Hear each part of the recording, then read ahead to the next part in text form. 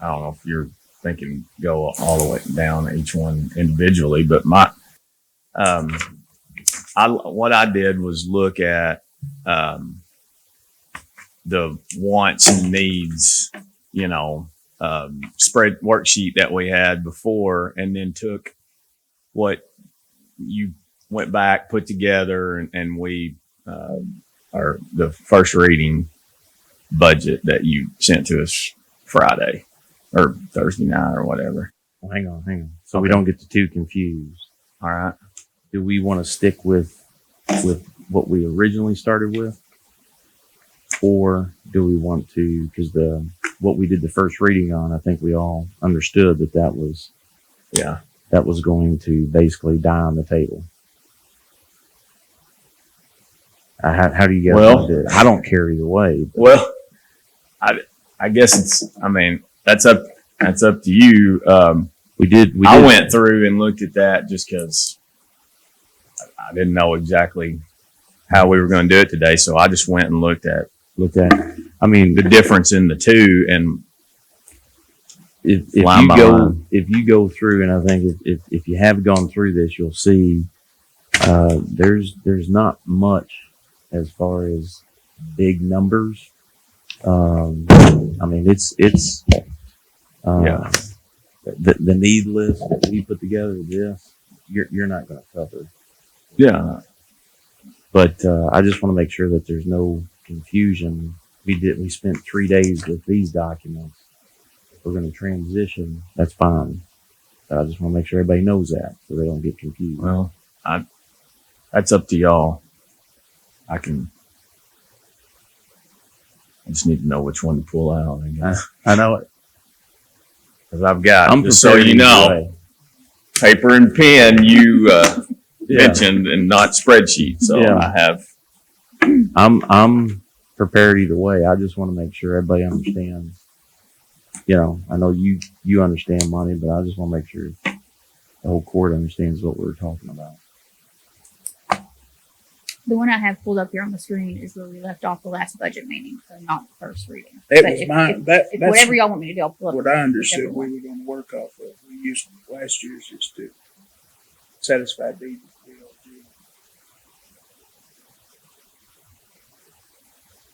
DLG. Up y'all.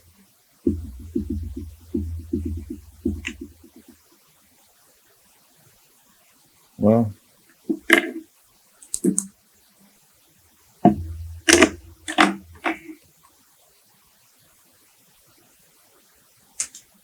yeah, it's the most. That's the most. Yeah. that's the one here.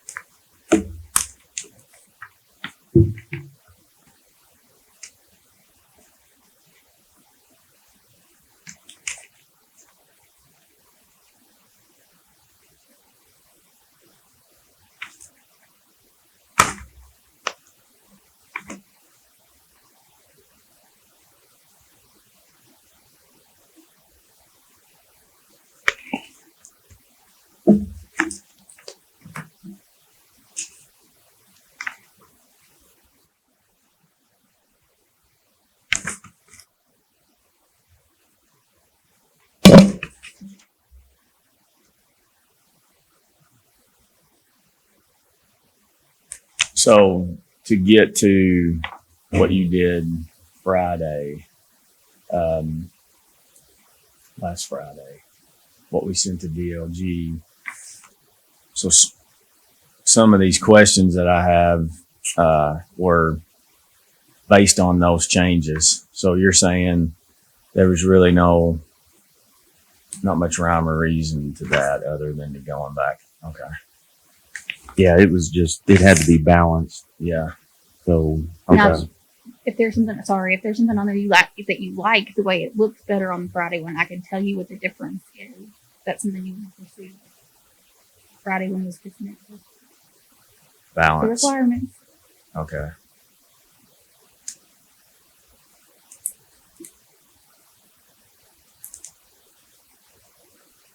Why don't we just go through with receipts, go down the original 3 days that we spent on this. And then, if there, like she was saying, if there's things in the one that was submitted to DLG that everyone would agree on, or whatever the case may be, then there's a starting point. But, I know I've got all my notes. I've got all your notes and original documents.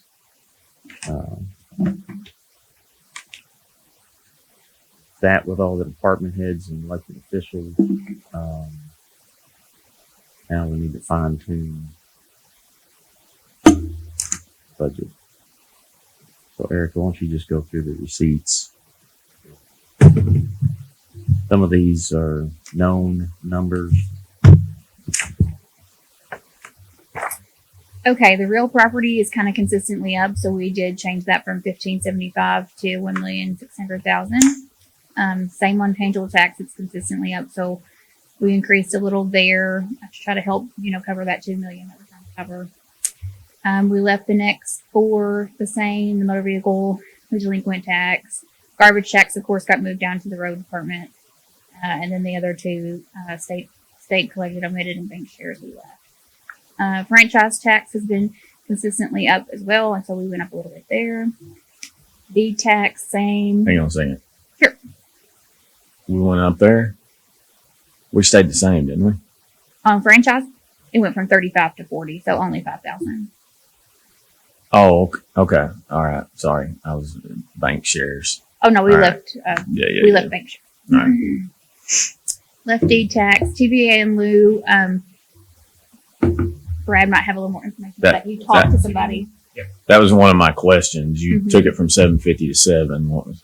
Yes, so Brad was able to speak with somebody there because that changes as assets are sold. On Yeah, our that's percentages. part of the closure of Paradise coal plant decreased our overall state in lieu, and so that's that decrease.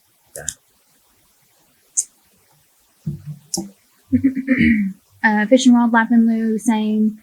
Electric plant board, same. The excess fees of the clerk, of course, were $205,000 last year. He's taken over for this coming year his payroll match portion, and then I believe he did some salary increases as well, and that left no excess fees, so that's why that's gone.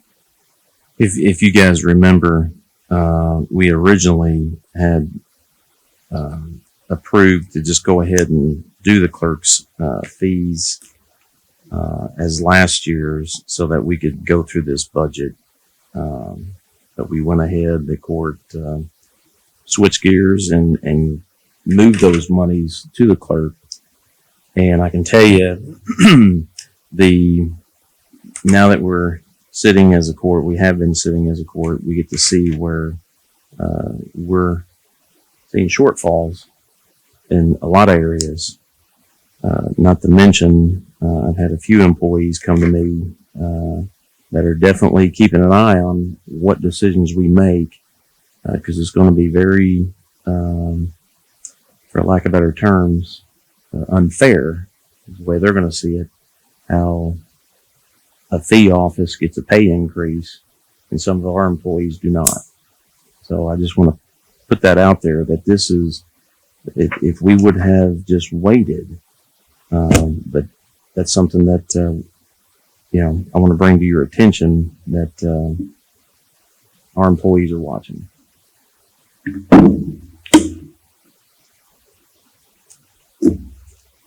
Go ahead, I'm sorry. Oh, it's okay. Okay, the telecom tax, we left the same. The park fees, we haven't been getting park fees, so I took that down. I think they've been going to foundation account. We have no federal grants at this moment anticipated for that year, so that this next year, so that's 0. We left the ambulance grant. We this PACRO grant is a number that we're hoping is going to go to the Pad Ready site. The KDPI grant for the Economic Development Pad Ready site is there as well, $285. State election reimbursement, we took that back down to what it is usually in a year like the election we're about to have. Board of Assessments stay the same. Animal adoptions, we left that the same. Court rental, that has increased based on the letter that was sent to us from AOC about what they're reimbursing for next year, for this year, but in the next year. The OEM I've left the same. The court cost supplement I've left the same. Oh, I skipped over it. City of Benton funding, we never get that. We haven't gotten that in a few years, so I've taken that off. That's OEM funding. GIS fees I've left the same. Of course, we're not going to get an insurance check this year, so that's why that is gone. Payroll reimbursements has changed from last year. It has gone up, and that is for the sanitation reimbursements for all of those individuals that are on the salary sheet. And then the county attorney has switched up the way he's reimbursing. That's why all of his stuff looks a little different. So that's there. We have the Arts Commission where they give us money to pay on the loan. I've left miscellaneous at 1,000. Southwest One debt service funding. That is where we will be getting monthly payments from Benton, which I have sent the first invoice for this week. Interest I've left the same. The cash balance, July 1, the first line of the two is what I think will be the cash balance not associated with any investments. The next one down is the same as it was last year. That's all of our bond money. That's the bond money and some of our other investments. And I will update that for what was spent of the bond money, but it is in here and out on another line. So as one changes, the other one changes perfectly. So, so that leaves the transfer in for the general fund of $3,097,000 approximately.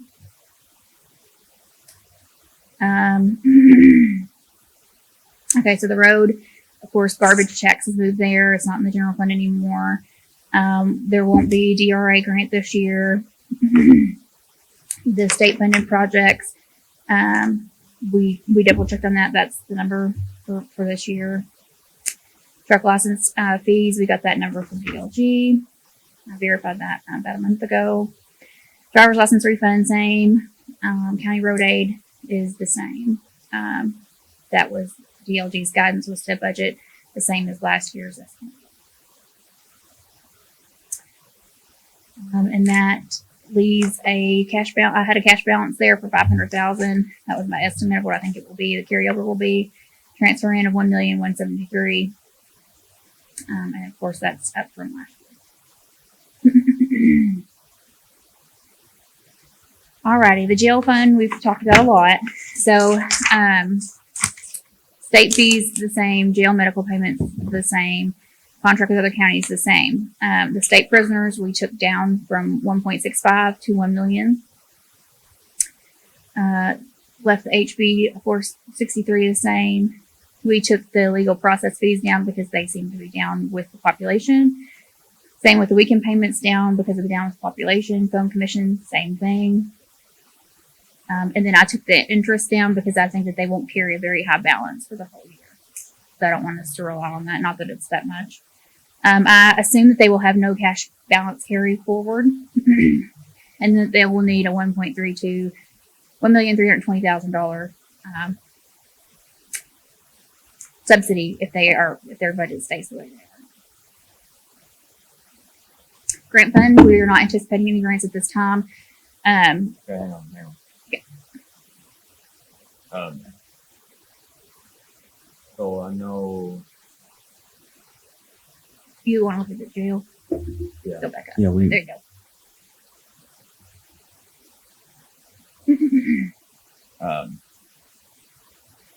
I know we're on the last one, not the DLG budget, if I could call it the DLG budget, I guess. But I noticed where you changed that to where it was partly occupational tax and partly CARES money. Yes. So let me. I mean, I guess I'm assuming if you did that on that one, that's what you're proposing. Yes. That's the way you propose we would do it. To add in 400,000 of CARES That would carryover for this qualify year. for Yes. those dollars. Right. Yeah. Is that 400 what you think? That's obviously not what you think it's gonna take total, but is that what you think is gonna be left? That's what just an estimate of what I think will be left after. Between Give the jail now money, and not giving the jail money over the next couple of years. Of course, the 911 land fees were down, so we'll probably have to put some into it. Then we did the extended up in the lane. I don't really have a number on that. And then we had some other purchases that have to be cut, like the other CARES related purchases that came in after 12/31 that need to be cut. okay. So 400 is what you're believing that'll be. Okay. Yeah. So if you look at that 1.3, subtract 400, the remaining is still what's left to be transferred in.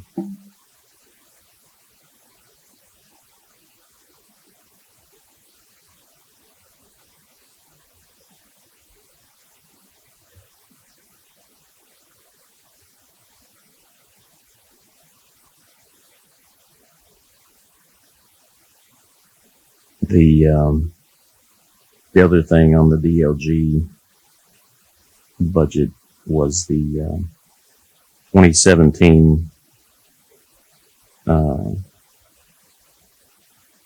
numbers as far as payroll.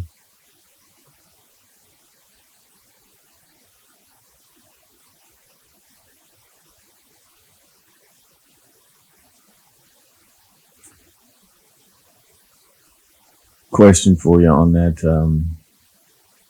Have you, we talked about it the other day, and I think we had calculated it was going to be around $100,000 that he was going to get back as far as retro Oh yeah, that's what. deal. That's with the that. information he was giving. I still haven't seen any information through the treasurers about that. Okay. For DLG. So But you made no assumptions about that when coming up with this 400,000. Okay. All right. So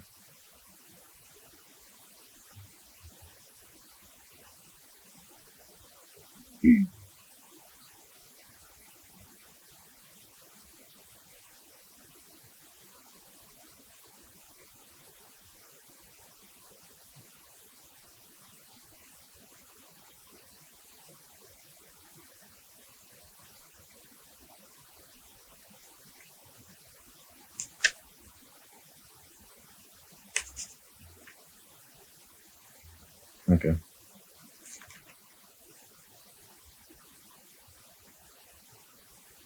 do you have more questions about the jail, or you want me to go ahead and go?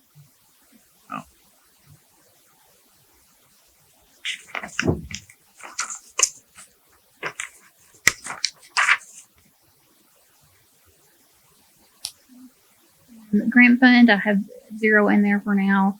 When we see more about what's going to happen with this American Rescue Plan Act funding, whatever needs to go in there, we can put it in. 911. We took the landline fees, which is the very first line of the 911 receipts, down from 129 to 40. Of course, this year it's down that far. Wireless 911 fees, we left those at what they were at. I took the interest down because I was thinking about this fees being down, and so that makes me question how high the balance is going to continue to run. So I don't want to rely on interest again, not that it's that much. I assume they'd have no carryover because of the decrease in the landlines, and so they would need a subsidy of $653,910. We'll come back to the OTA last because that's what's unbalanced right now. Because I have all the transfers going out that need to go out, cover all the other funds, but there's not enough receipts in there to cover all those transfers out. So it's the one that's unbalanced by the $2 million. So we'll come back to it last. So 77, the animal shelter donation account. Since they've had to rely on that donation account for all their operating expenses this year, I think that they will end the year closer to 15,000. Last year they had 30 to operate off of, and so that's going to also cause us to need to put more money into their lines that are in the general fund when we start talking about the expenses. If you guys remember that, so that's down. Fund 79 to the sheriff's fund. I set the receipts at what the sheriff had asked me to set them at. I have money in from ABC of 303,100, and so that leaves a OTA need for subsidy of 1,871,000 ish to cover everything on the expense side. ABC, I have that set. The receipt, as far as the receipts, it's the same as last year. I did change that up a little bit. So last year, when you look at it, all the receipts are sitting here together and there's no transfers out. But then when you look at the expense side, there's an expense line that's deputy salaries. So to make that easier, I have created that as a transfer in and out instead of an expense line. So that's why that kind of looks different. It's a transfer out of ABC into the sheriff's fund for the same exact thing, sheriff's deputies payroll. Okay, building inspection.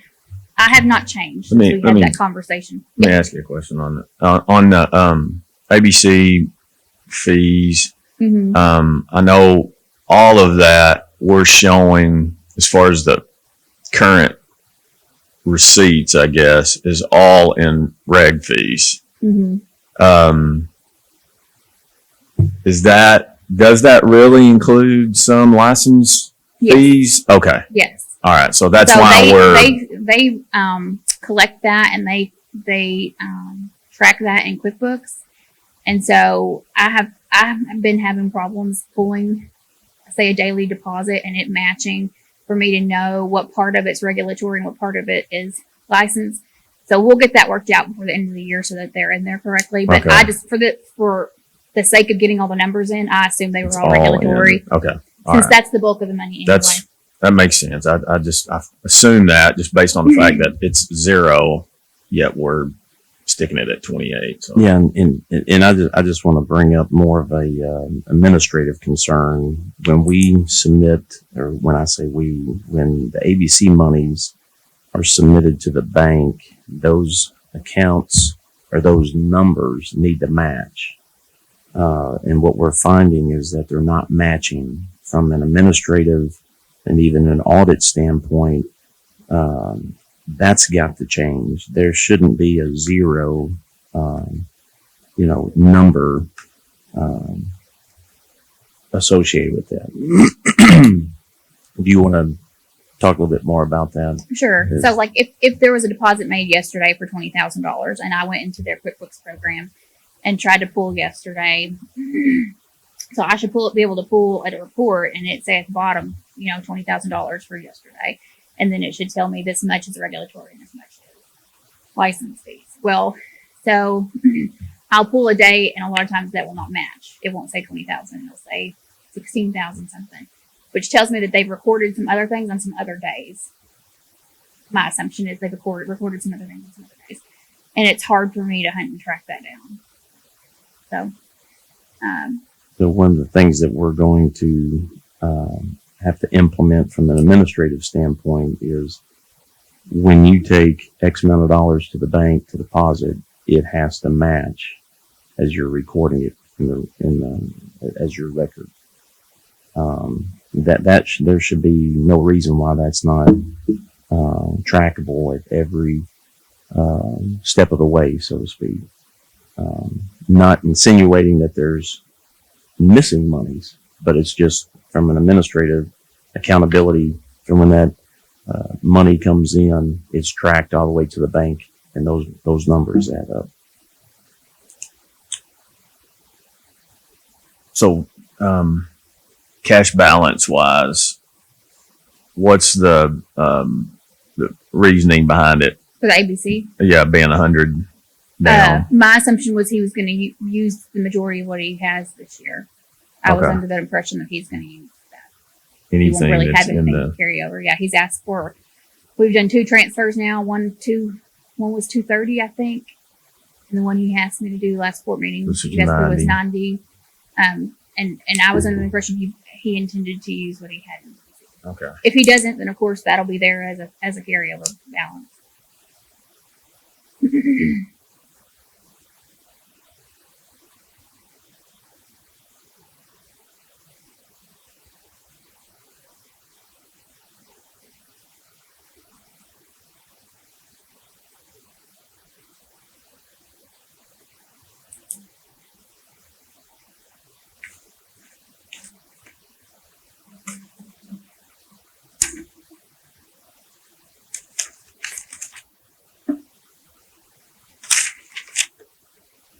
Questions on that fund? Before we go to the last one.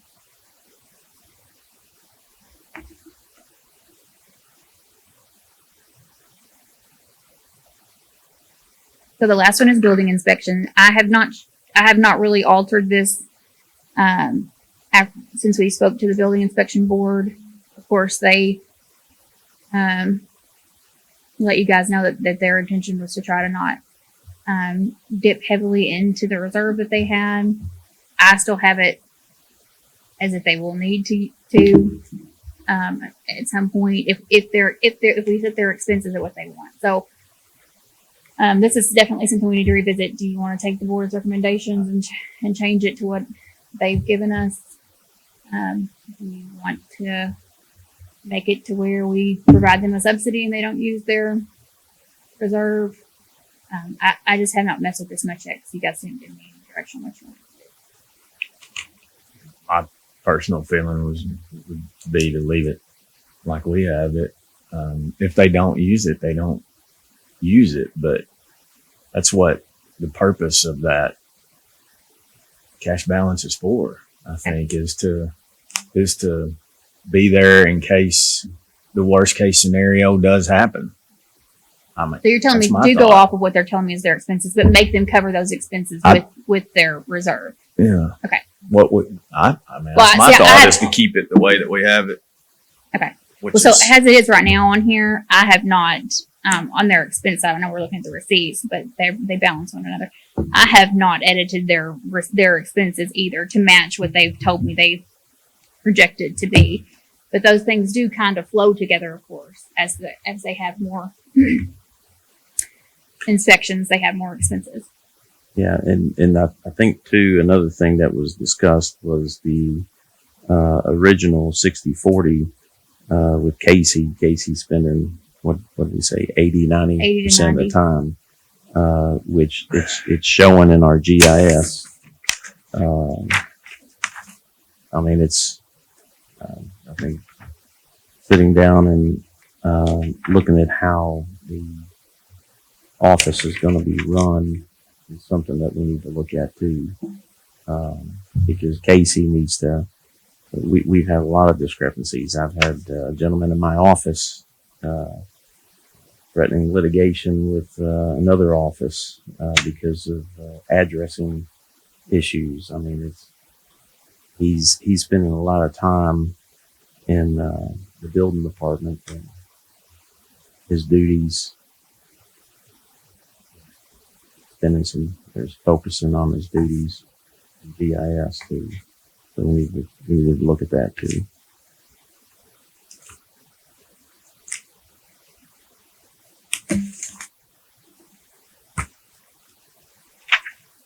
Of course, that was the end of the receipts budget.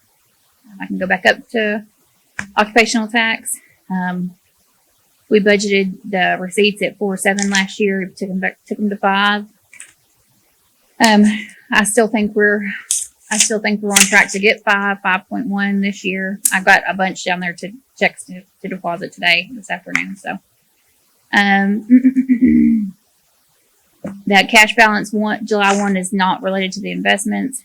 And then there'll be a little bit left in that original investment as well. So of course you can see that this fund is negative right now. And that's because, like I said, the transfers out, I have it equaling what it has to equal for all the other funds to budget, to balance. And that leaves this is where you would see what the whole budget's off. It's off $2,115,000.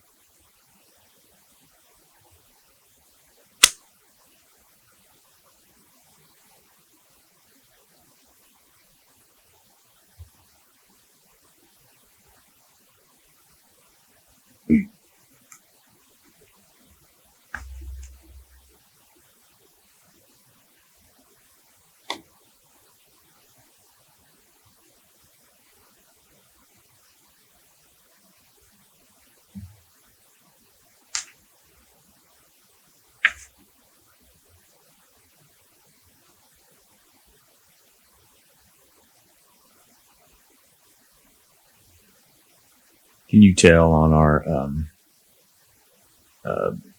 has the May the 15th date really, or 17th, whatever it is, had any effect on net I coming can't in? really tell. The problem is that I don't have the data to go back and be like, okay, these people always do an extension anyway to October, or are they just waiting to pay because of this? That's really hard to tell. I got you. I wouldn't think it would make that big of a difference, really. No, I mean, my thought is probably the majority of people, if they're going to file an extension to October anyway, they're going to be past May anyway. And a lot of the people who have the larger, more complicated returns, they will file.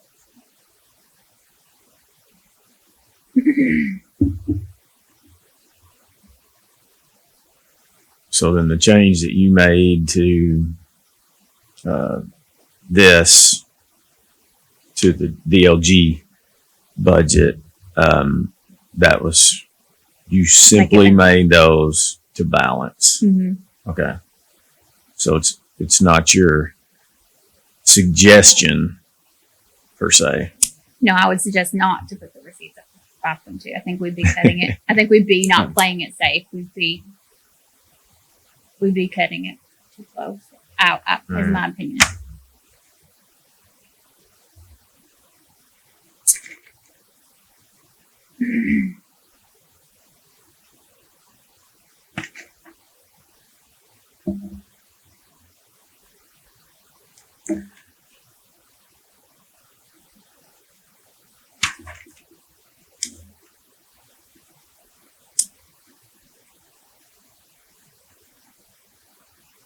Then same question for the carryover.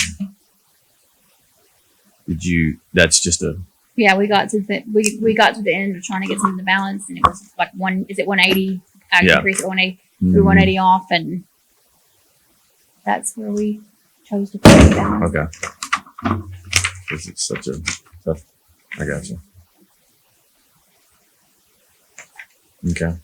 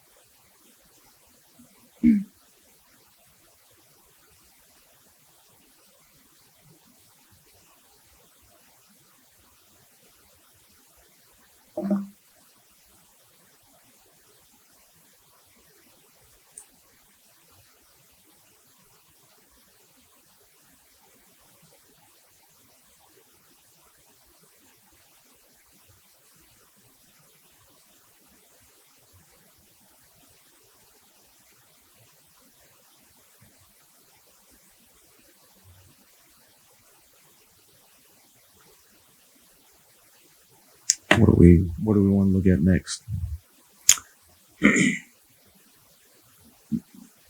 Say the expenses. I don't know. I think, to me,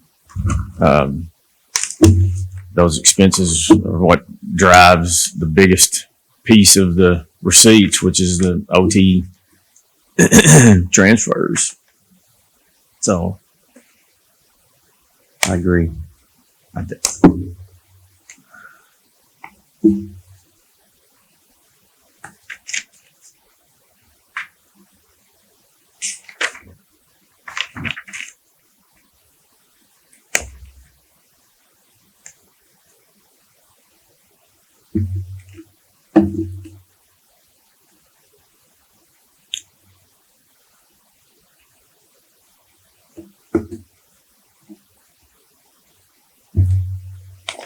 I know we don't have any guidance on it, but have we received the ARP money yet?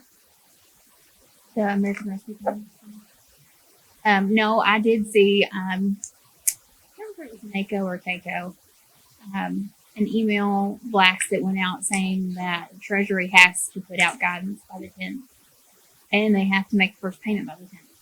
So in 5 days, we should have I know there's a conference call I signed up for Friday Mhm. to. So I don't know if they'll know anything yet by Friday, but they might. Gosh, I hope so. I mean, I've sat on a it's couple of only my those, and hope, my it's, brother. I've sat I on a know, couple, but- and they're all saying, "We still don't know." We still don't know. And I'm like, Yeah. "Why am I sitting here for an hour listening to you tell me you don't know?" Yeah. Yeah. Well, I hope that's not what that call is. I hope not either. Maybe you'll get Friday. some info. Yeah, because it would be a. You would think if they didn't have it, that they'd just wait until after the 10th to do it, but I don't know. Maybe not. So it seems like they've been doing them Guess about we'll find weekly. out at 10 o'clock Central Time Friday. Okay.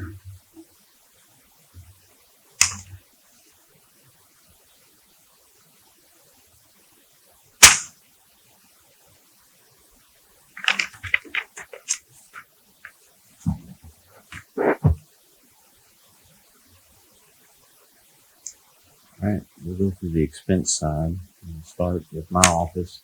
I will, well, as we go through this, and I know you guys know this, but I'll just remind you, the current budget that we're in, these departments have cut a lot from their operations. And I think they've done a pretty good job of not coming in and asking. I think 2 or 3 have asked to restore their budget if they don't ask. But unfortunately, that's not gonna happen. So just keep that in mind. All right. Go down the list. Okay, we'll start in the judge executive's office. Any changes to the first 3 salary lines here are based on there is a 1.4 still in there COLA for everybody. So, So, question on that. mhm. If I'm looking at this right, the DLG budget had that 1.4 in it as well, right? Mhm. That was maintained in that. Mhm. Is that right? Okay. All right. Now there were some areas though where it wasn't each individual one, was it? I'm not sure. You have to ask Okay. me specifically. Specifically. So, like, okay. like say on our premium. So, like on the sanitation premium that you guys just approved, I've left those premiums. They Right. didn't change. With Yeah, COLA. the same. Yeah. Right. So there things like that. There's probably some that didn't change with the COLA. Okay. But I guess I was just looking individually. I think there may have been some that got the 1.4 and some that didn't maybe, but it evened out to that office had a total 1.4. Hmm.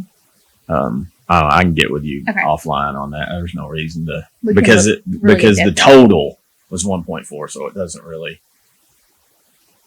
to this doesn't matter, but just to make sure that it's not. Let's see.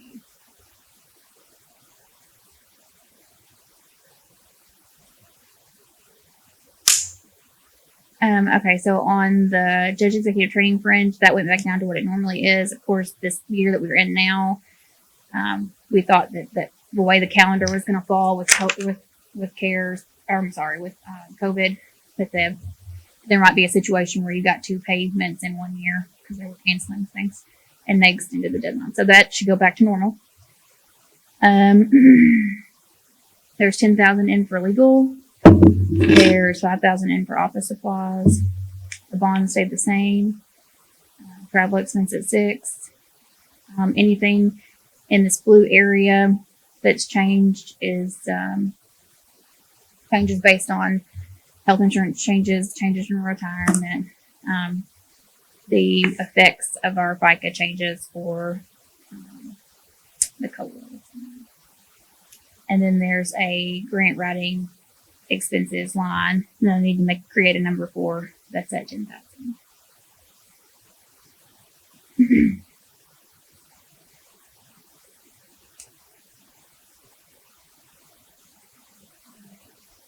Okay. County attorney, as far as the overall budget numbers for him, when you look at the total, it looks really different. It looks like it has gone up, but in reality, he's just changed the way he's reimbursing and paying people. And it really, it would actually come out a little bit better the way he's changed stuff. So, but the way I've made it look in the budget, since I've decided to change the way I record it, it does look that way. Look with a increase, but in reality, there's not. So, because in an old way that's not in this budget, he would reimburse a certain amount of like child support and Jacob's salaries that was known money. And then there's always a kind of a gray area where they didn't know for sure that they would get that money to reimburse. And so that was not budgeted. And it came out as like an unexpected reimbursement and when they got it paid. But since that has been really steady, he's decided to go ahead and ensure that change what he knows the reimbursed amount will be. Does that kind of make sense? Since he knows he's always going to have that, what he used to consider known money, he considers it known money now. Hopefully I didn't muck up that So explanation. was that, so what's the just reasoning behind the HRA being lower? Is that the same reason because of the way that it's So that reimbursed? changes based on what employees choose. So if we have somebody who no longer takes our insurance, Okay. they get the 2160 a year in an HRA if they choose not to take our insurance. They Okay. waive. If they change their mind and somebody who used to waive now has insurance, All right. then that HRA would go down. Okay. So Or it's not somebody a, who used to have a family plan and they got $750 in an HRA now has a single plan yeah. and only get $250. Then that could change. So it's based on their Yeah. our employees' choice, Choices. not Mhm. us. Yeah, okay. All right. Okay. Do you have any questions over this one or suggestions or anything before I move on?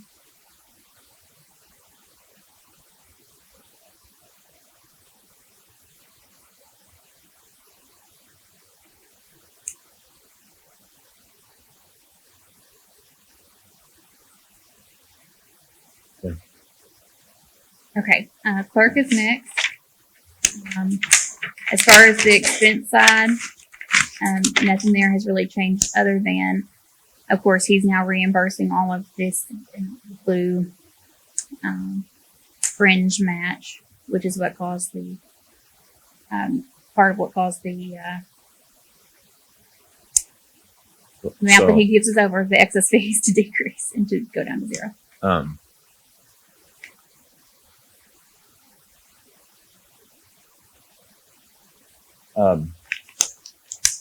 So on the DLG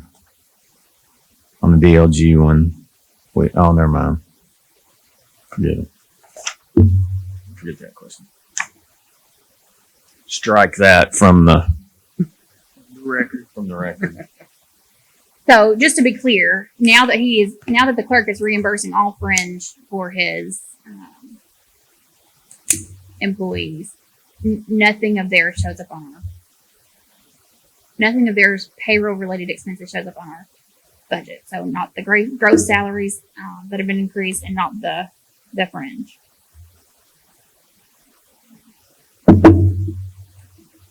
Was there any questions or suggestions or anything there for the clerks? What's going on?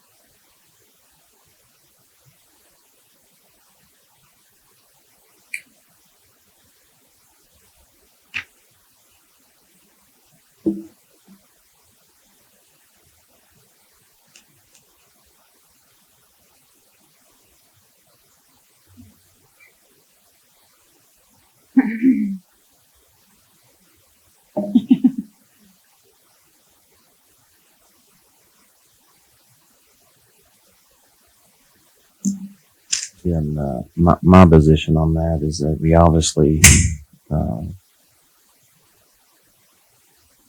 what was the total amount? 90,000. For the what was going to go back for the Yeah. scanning project.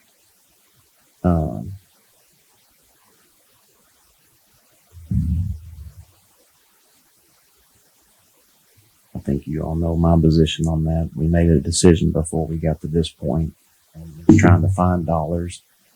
And $90,000 can be very useful trying to balance this budget.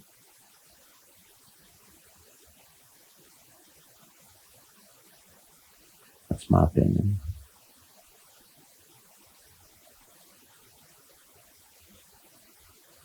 And I don't think we've appropriated those monies yet.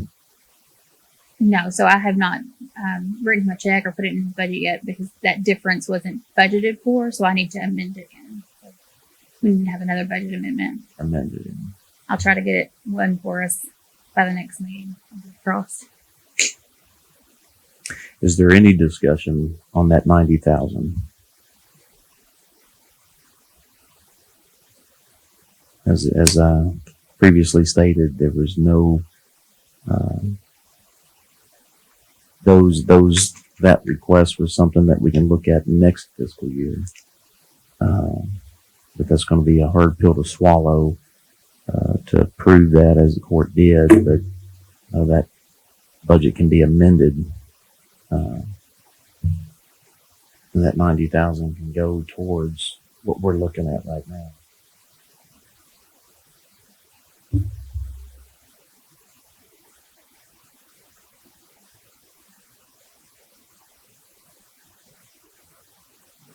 We start cutting some of these departments. I just don't see the rationale for it. That's just me.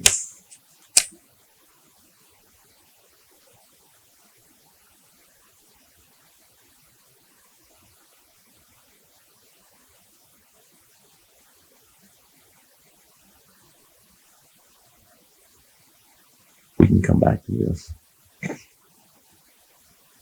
Go ahead. Let's go on to the corner. Okay. Coroner's office. Any increase you see in salaries or COLA. Parts and repairs we put back in 500. I think that was part of. Can I ask you a question here? Yeah. You know, the only time I think that or the last time we did a COLA, we made it to where it was just, it didn't include us and any elected officials. I know that's just it's a small amount, but I would suggest that I agree. this year too. I mean, I know yours is statutory. I get that. The ones that aren't statutory, though, I don't see them.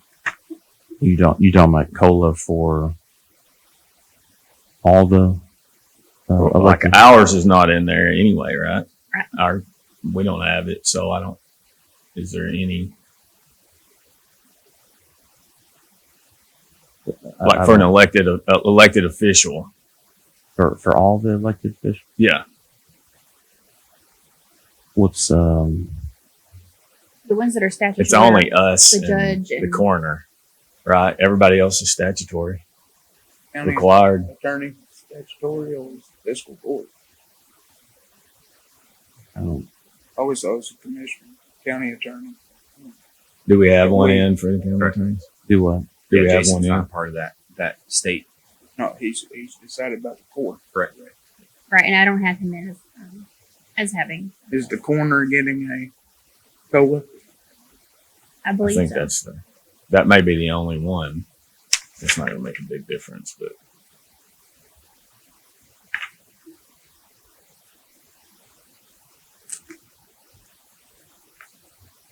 Not to pick on Michael. I mean, if it was up to me, I would. No elected official would get a COLA, but Sure, since but those you're- are the only there ones may that be we can ones- control. Yeah. if there's only ones- one that's Yeah. getting it, I don't think it's fair. Yeah, and I don't think if that is the case, I don't think we caught that. No, he is not in there with one. Okay. I think it is on the. If you look on the DLG, Let me look at look on the DLG budget, it's on there. What's on that one too?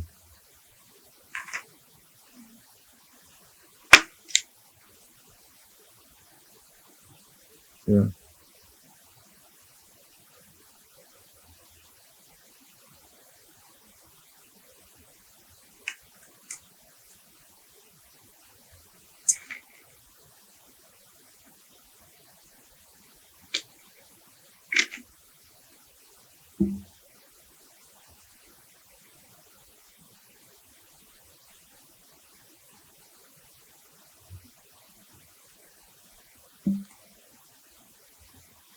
That's one of the ones I think I noticed that it was different I'll double for check that into that. line. I don't have the formula to set up to have a COLA, but that doesn't mean, COLA for elected officials. So we're clear. Yeah. right, Okay. for Gordon. Okay. But I'll double check that it's not set up that way. All right. If it is, I'll fix it before our next budget workshop. Okay.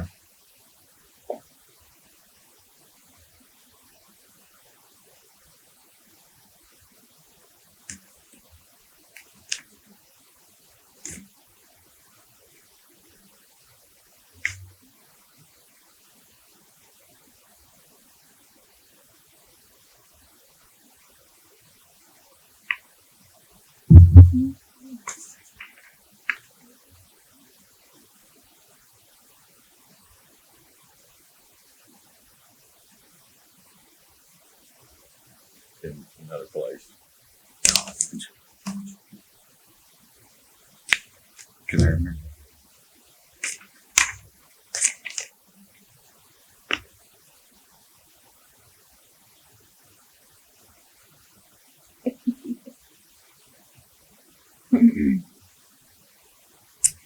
Okay, so parts and repairs has 500 in it. Travel and training same. New equipment was left the same. We did take out the coroner's building lease.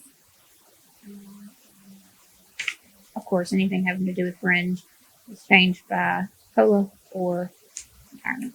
Yeah, and on that, as far as the lease, we're spending, thousands of dollars a year when we have a open space in a government building that we own, to where they can locate to, where it's not costing us an annual lease.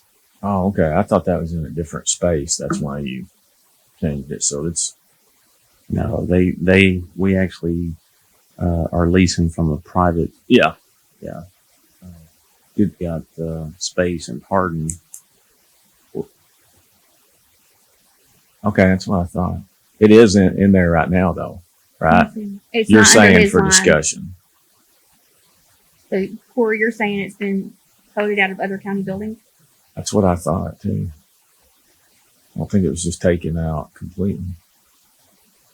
Yeah. What I'm saying is that we're paying a lease on a private facility when we own a government facility, Yeah. putting them in. What was And our? I know we just did a renewed that lease. Was there a 30-day out or something? Of course, we would have to time that with this passing, right? I mean, we'd have to Right. time the. Yeah, you Well, might leave a month in there or something like That's that. true. You might leave a month in there so that you pay through July, and then by August 1, they're out. Yeah, I don't just have to look at that. Our building. Well, we don't What's have that? it. It hadn't been done, I guess. He said it wasn't centrally located, and it was more of a call out late in the night. I told him that the vehicle, you take the take home vehicle or centrally locate the vehicle.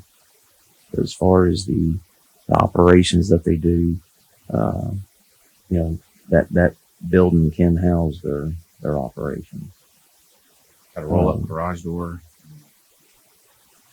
And we own it.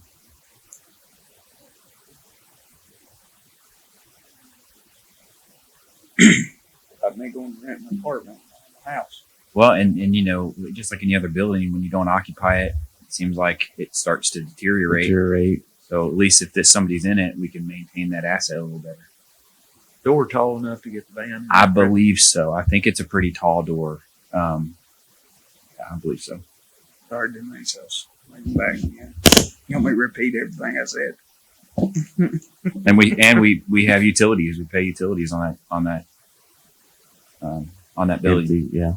Nobody's using it. Okay.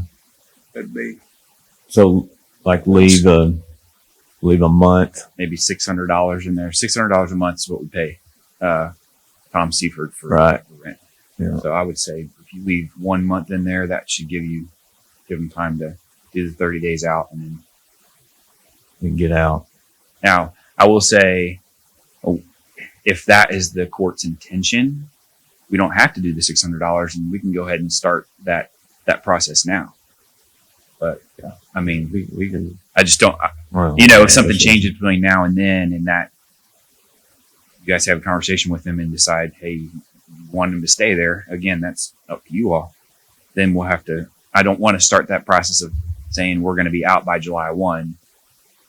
Well, I would say for now we just leave it at the 600 or something, and then Okay. if we decide, we can always decide between now and because we would just need to make that decision between now and the end of this month, Right.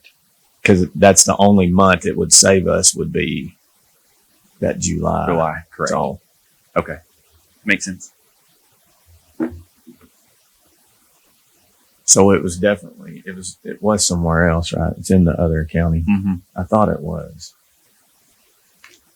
Oh, it's 90 days. Okay. Well, Okay. when does it terminate? it seemed like we just did it. I think it was.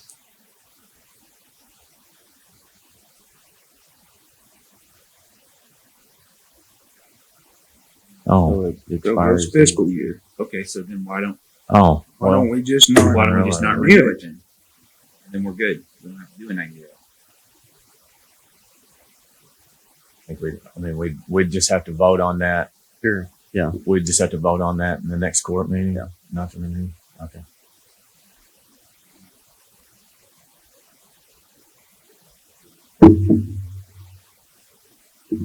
So the 90 days is just so I'm make sure the 90 days is only within if you're inside the lease term. Okay.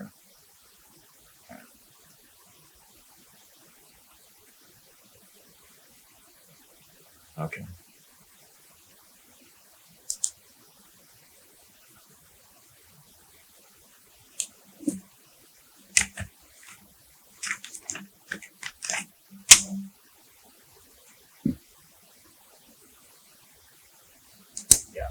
Great. Yeah, we can take a break.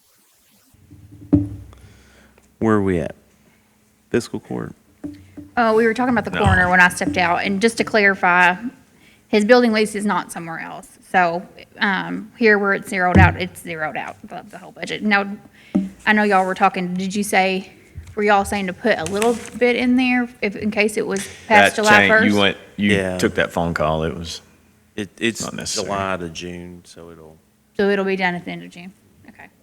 And then I know we kind of talked on break about, a couple of us, he might need some moving expenses to move that stuff. Those rather large coolers.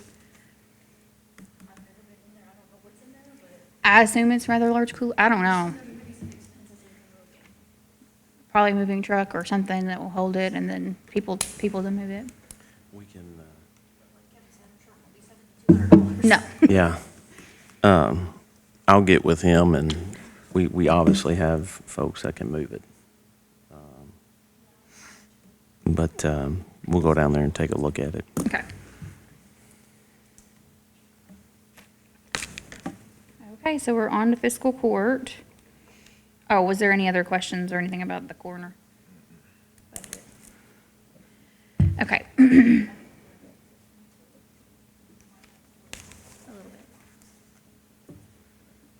Well, it might affect the utility line a little bit, but if the building he's going into, it causes more energy usage just because of the coolers or whatever, it may not make a huge net effect. Okay. All right, so, we have, that starts off with the commissioner's salaries and the commissioner's training fringe, and then our fiscal court advertising. We have the computer software development, and my little notes here for that are Power DMS, DRMS, Laserfish comes out of there. Our software solutions yearly amount comes out of there. Let's see. Fiscal court filming is the same. Tax bill prep, that's where we pay the clerk to print bills, and that is the same. Although it did cost a little more this year, we may want to, I didn't even notice that when we went through, we may want to go up just a little bit so that line's not negative by $200. So it's so far this year, which it's done. So we shouldn't have any more expenses. $10,948. It's only budgeted at $10,750. So we can talk about that if y'all want to. County fuel, we went down on that because of where we are at now. And I'm guessing that that's probably being optimistic that fuel continues to kind of stay at where it is now. So we may want to make some changes again there. Our bond expenses, we didn't change. Phone and internet, we didn't change. Travel expenses, I set them as they were this current year. And our enterprise lease is at what it was at this current year, because I think this is slightly rounded up. It was this current year. And then any changes we had, it covers that. And then, of course, we've had a few trucks that were at the point that they were worth more than what we had in them, and so we traded those up, and that decreases our bill a little bit. And that's it for, other than Fringe, that's it for fiscal court line. Any questions or anything, suggestions there? Do we feel comfortable with the fuel, where we took the fuel line down to? I would think so. I mean, personally, it's still substantially higher than what actual was, but We also had no traveling this year, and all the training will start back up. You're right. I mean, it was, yeah.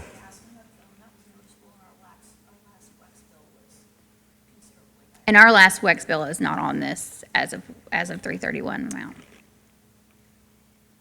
Well, like, Would you remember around what it was? I could look it up if I need to.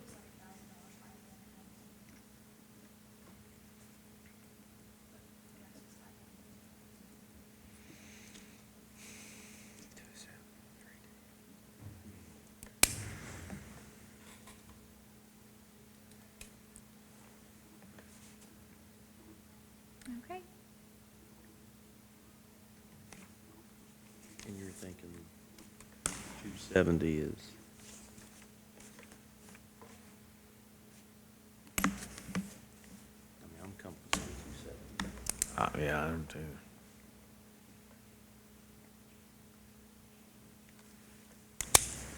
I'm fine with it. All right, well, we'll move right along then. The PVA statutory contribution didn't change from last year. And then we no longer reimburse for a PVA employee. And as far as the difference between the current year and this next one, we had a few time payrolls that lasted. That's why there was a little bit there for this year.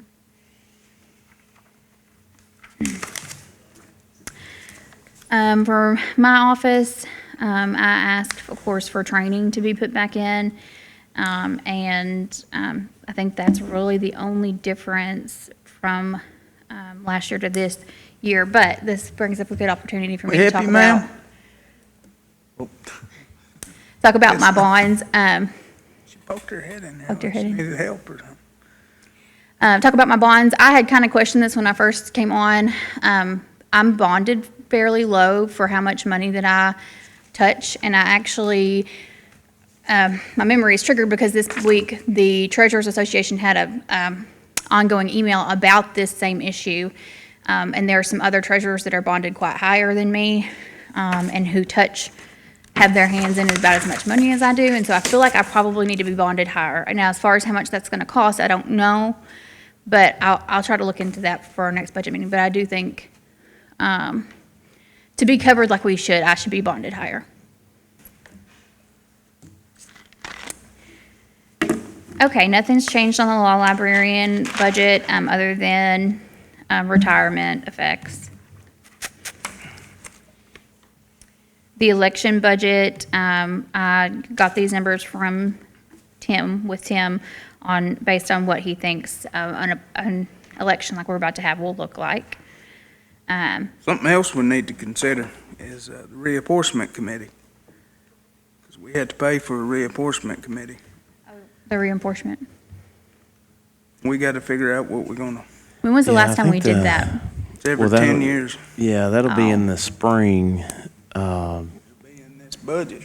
I think, yes. And I'm trying to think, our board,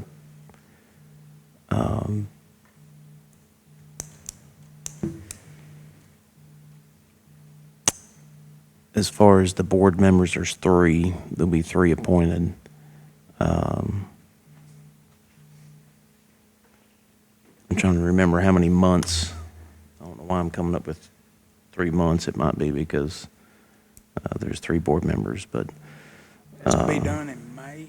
Generally, it'd be done this year, yeah. but COVID pushed it back. Yeah. May, and from the last time that I remember, they met once in May. And I think all they did was meet one time, and then they brought it to the court, and the court voted whether to approve the map. And if the court doesn't approve the map, then they have to go back to the drawing board and figure it out. Yeah.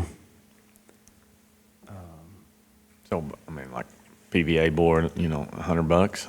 Is that Well, what- that's what I is was that- thinking, but they meet They just meet Once a year? Unless unless there's appeals and Yes. stuff like that. Mm-hmm. But yeah, that's the board I was trying to think of, and the cemetery boards. A little bit more than that, but yeah, I'd say $100.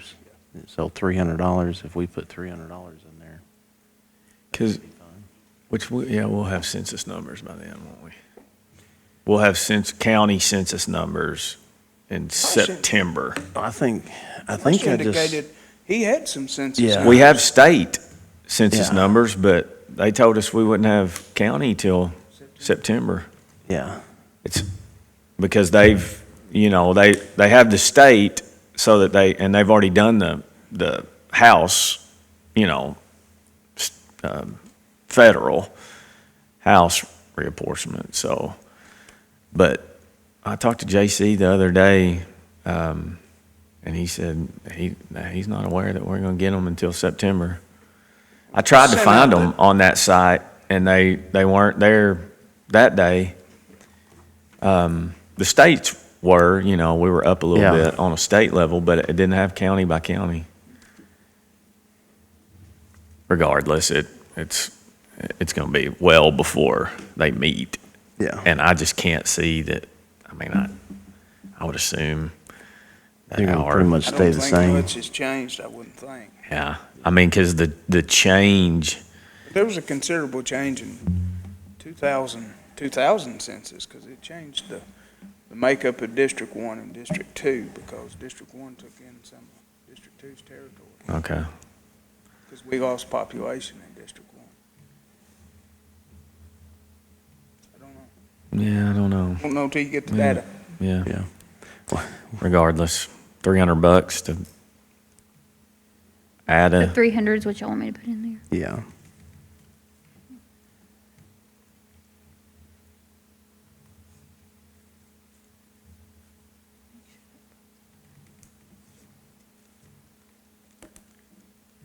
Have we found out if the cemetery board is still active, or meeting?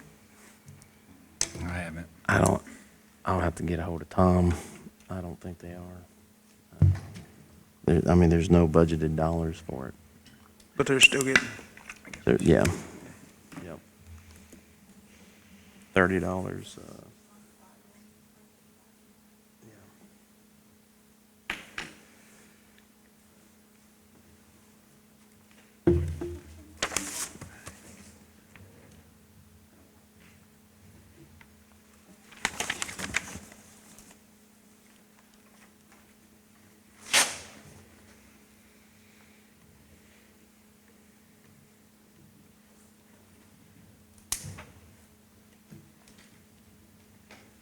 Okay. Economic development's the next one. As far as anything different from last year that's not COLA or retirement or changes in health insurance related. The pad ready side, of course, is on there at the bottom. It needs need to create a number for it. It's in it at 502,672, which is the total of 574,81 minus the in-kind, which is 67,809.50.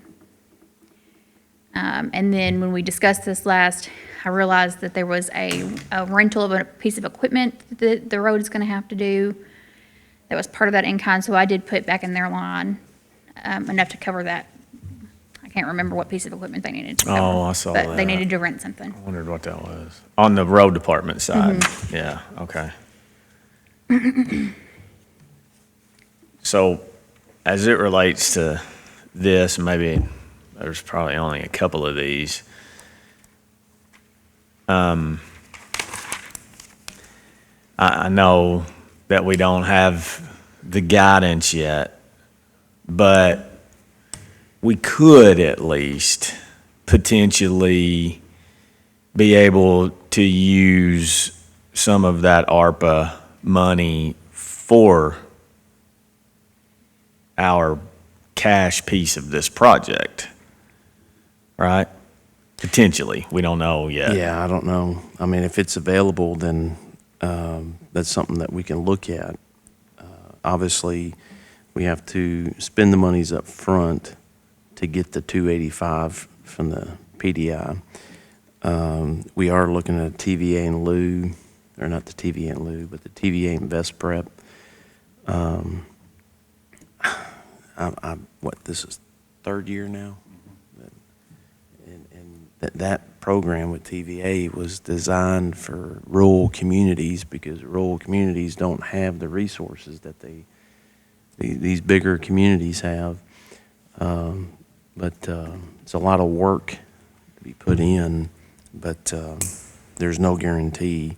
Josh and I were talking about that to try to use the TVA Best Prep grant to try and get that to cover, have the KDI monies to use to try to get those monies to help cover this. So, but that potentially could be an option, but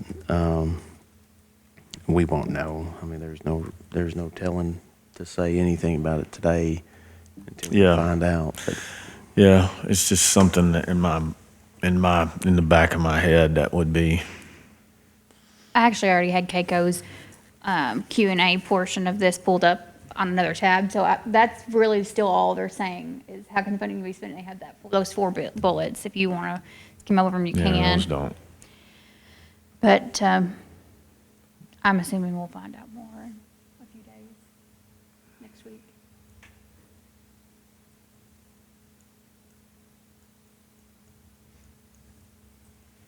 Okay. there's a lot of, you've got the PREA board. There's discussions right now to open up the grant cycle again. I think there may be some movement on that, but that may end up in litigation. So those dollars, that's another potential opportunity to put monies into for economic development, but you can't really budget for that because we don't know where that's going to stand at. So there are some opportunities out there, but for right now, nothing that is committed for us to show it in our budget.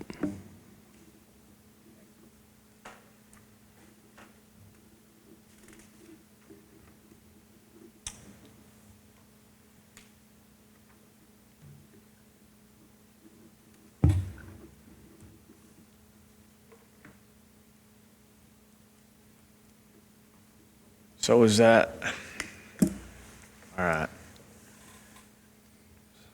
So the 285 and 502 is 230, yeah.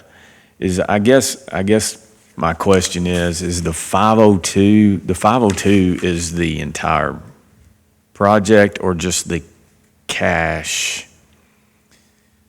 It is the Piece entire in the project entire- is in at 574.81. Okay. And then I took out the in-kind. In kind, okay, so in kind is taken out of that, that was my question, okay.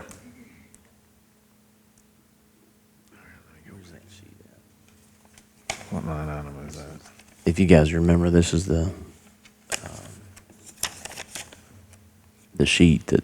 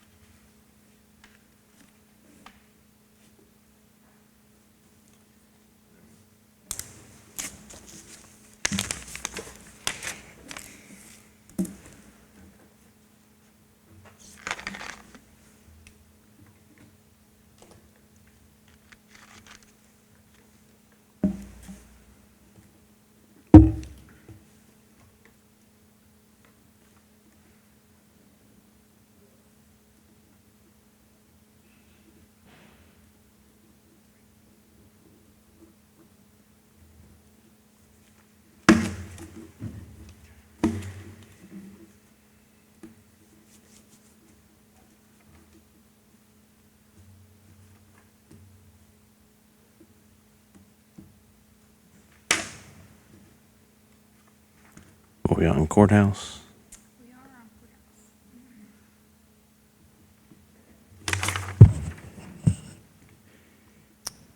Okay, so the changes here are COLA and retirement change related, and then any change in health insurance that the employee chose. And that's really, there really wasn't anything else that we changed at this point in this one.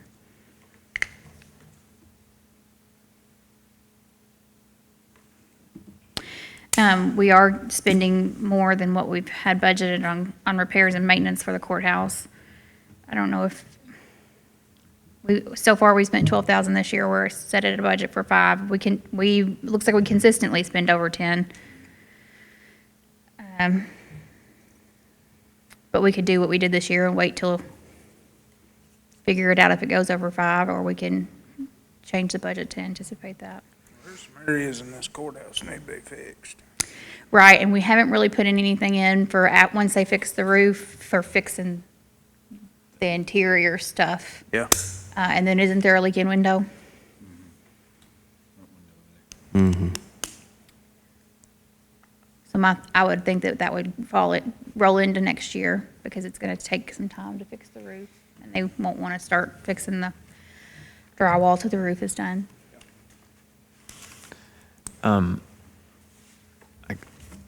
In my notes, I think I have this, but just want to make sure, on this particular amount for the salaries, does include the increase to the, okay. Ginger. Christie. Oh, Christy, I'm sorry. Saw Christy's face in my head and said Ginger's name.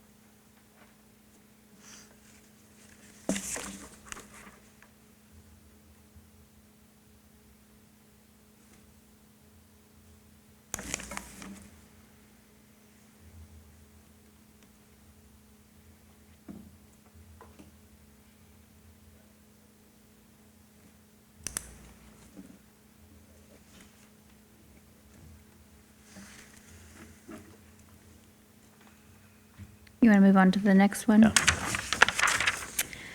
Other building maintenance, and judicial building, of course, they kind of go together because we have our maintenance, people split between those two categories. So the changes here are COLA and retirement related. Except for equipment and tools, Tech did say he needed about $1,000 there, and so that is in there. I don't believe that I have changed. He also said that his need was to have Tilson salary change. I don't think that I've changed that because there was never really a direction on how much it needed to be changed. But let me double check that. No, I have not changed it.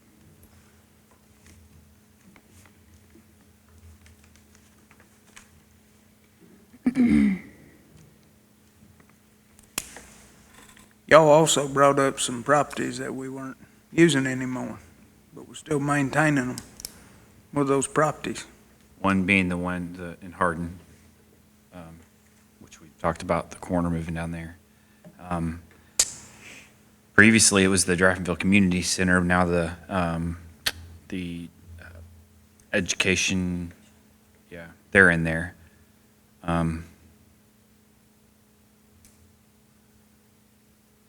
I brought up the lot with the gravel, which doesn't really take electricity or anything, but. Oh, yeah, on Ridge Road, corner Ridge Road and Tatumsville Highway. What is it now? Go. That's the one she's talking about, the Yeah. gravel. With the gravel. Yeah, the gravel one. Yeah, that one. Of course, we don't maintain it, but it's just sitting there. Still a lot of gravel there, though. Yeah, there is. Yeah. I don't know if they're still using it.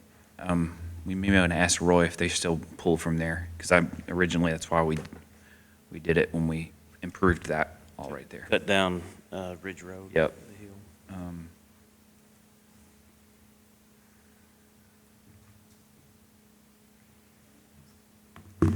I mean, there's a little sliver of land over there off of 95 95. by the VFW that for some reason we own.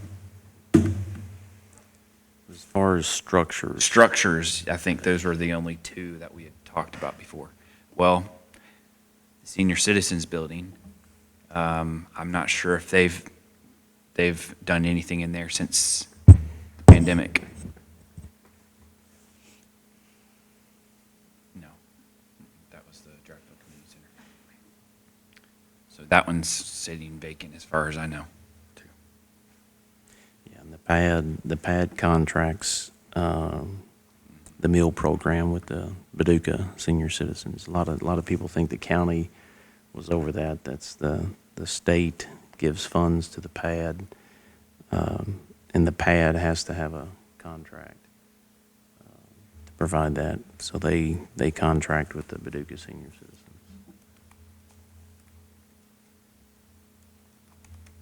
Well, I don't want to see a situation where the Hardin Community Building closes, because I know there's folks that do use it during normal times. No one's using it. Hardin's not doing anything with it. So they don't rent it, and there's no plans to rent it out in the future. Nothing.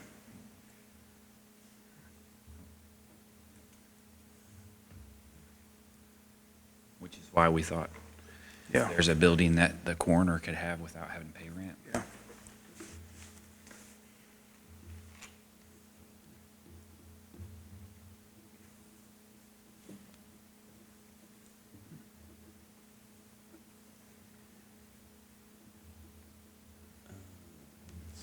And to date, I'm sure this number, as far as the expenses on the utilities, other buildings, That's through the end of March, so if we've spent anything in April, it's not. it's not in there. So in March, 148,000.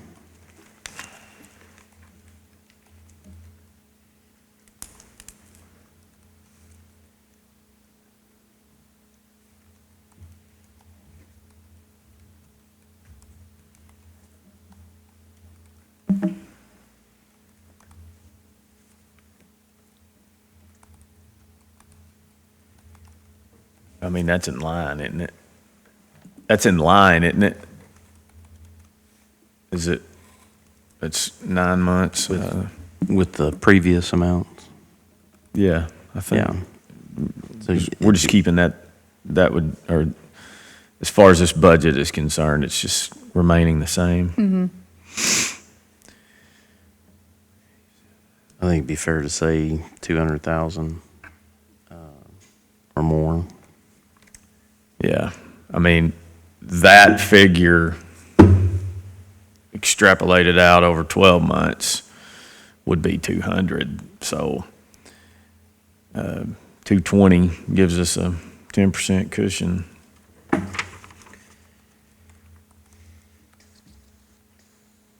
From year to year. I was looking at it from a cost. Huh? I was looking at it from that amount of a cost, and we don't have anybody. We do have some agencies in these buildings. Oh, I see what you're saying. Yeah.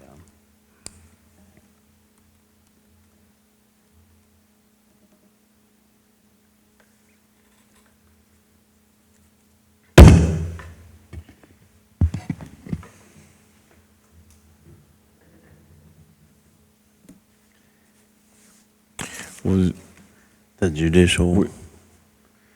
we were paying?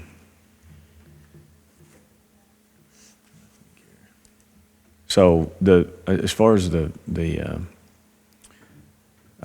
adult education though, they pay their own utilities, right? Okay.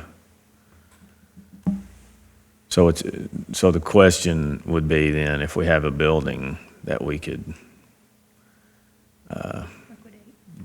either liquidate, or if you kept it, at least have someone like the adult education folks in it that would pay their own utilities at a minimum, and then that way we're not having a cost associated with that. Our only cost would any repairs or anything. Right. You know. So Unless we put that in the lease. they don't pay us a lease. Yeah, but there's still a lease, even if you don't There's pay it though. yes. Oh yeah, right? yeah. That would be a I mean, change there's a on lease, mhm. yeah. That would, if we did that, we'd have to You know, apply yeah. that to any of them. So like CASA, West Kentucky Allied, anybody that Yeah, that's true. All right. Forget that. Okay.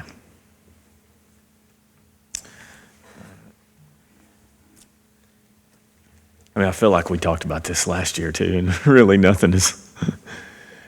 But I get it. I mean, like nothing has changed because nobody's doing it. We're still not like to the 100% open back up deal to know how has this changed activities, that would be in Hardin. I don't know. Okay. Something to.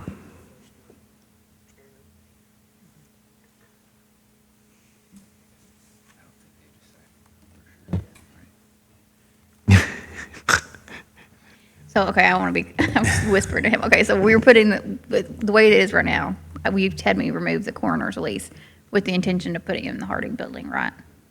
Yes. Okay. until unless you guys. Something changes. Okay. There were, Just clarifying so I know what. Correct.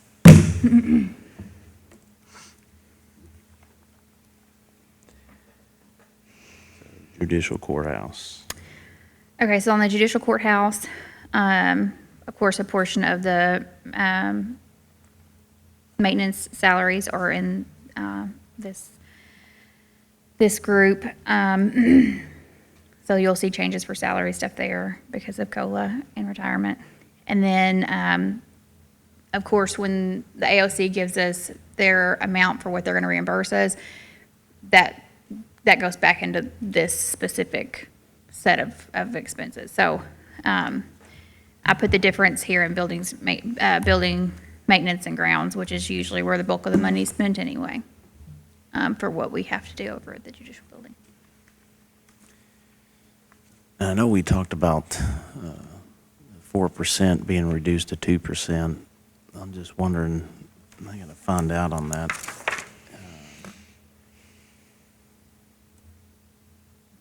How that's going to affect if at all, how we have certain salaries, a percentage coming off, or AOC is paying a certain percentage of the salaries of employees like maintenance. I didn't even think about that. It would, I mean, If it it's to affects- reduce the percentage. I mean, you put it in there, if it's $20 an hour and they reduce the percentage, it's going to be that less percentage of the 20. Right. I'm just wondering if that change of 4% to 2% is going to affect the Oh, yeah. salaries. On our, what we offset, sure. So that'll be not this fiscal year, but the following fiscal year. We'd have to account for that. Yeah, it'll be just less a receipt. Yeah. That number really wouldn't change in here, it would just be less we're applying to this expense. And the only other number that would change would be that payment, which is the 41,000, or that bond. Is that $41,000 judicial bond? Is that what that is? Oh, Or is yeah, that what we pay something as far as the liabilities, yeah. As Yeah. far as our debt. Yes. So here's our debt page here. Here's the judicial building, payoff date 3/1/22. Yeah. Our final payment's gonna be about 40, I think it's like Okay. 42. I need to update this. It's 42. Yeah. All right. So that was my question then. That's the only number that is going to come off to benefit the us. benefits. The other stuff is Yeah. going to be a negative, but that at least will offset a portion of it, Yes. but not all of it. Won't be a 1-to-1, Right. No. unfortunately. It's kind of weird to pay off debt and it Hurt us. hurts you in the long run. That's It's really not the way it's supposed to work. that's the state, Yeah, the relationship, should I say. yeah. Let's borrow more money to Yeah. get a better percentage. Okay.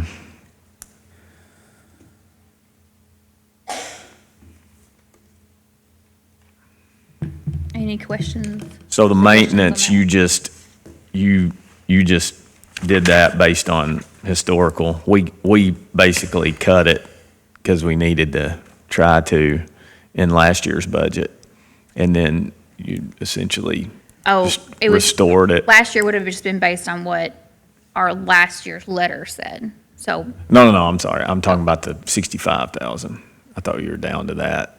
oh, Right yeah, up there. so same thing there. So this was based on last year's letter, and so that's what made this fit last year. Oh, okay. So our reimbursement changed because we had more expenses. I think they were all maintenance, or building maintenance type Okay. expenses. I got you.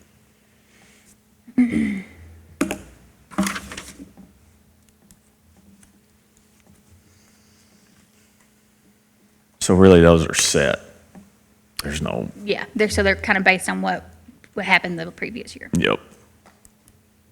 Okay.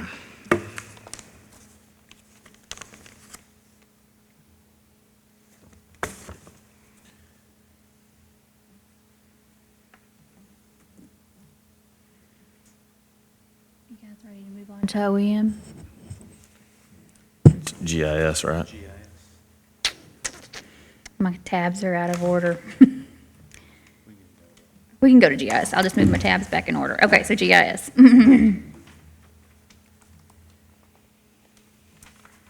All right, so really the big changes from last year are the desktop management and the server maintenance amounts have gone up. And of course, Andy came in and talked about that and what those were.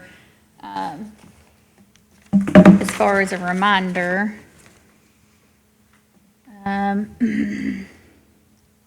so he had said the server software had to be updated. That happens every, I think, did he say every 10. 10 years? Mm-hmm. Cost likely $10,000. More server space is needed, about $7,500.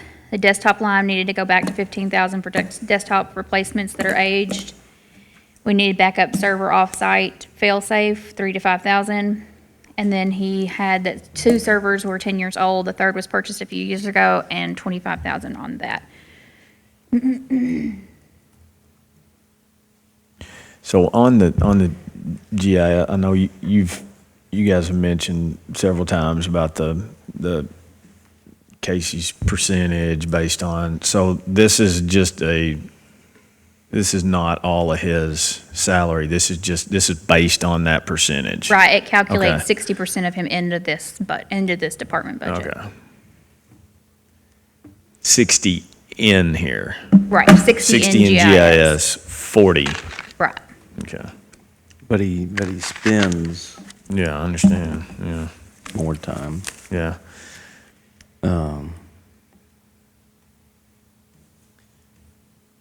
But what it's going to do, I mean, if you change that,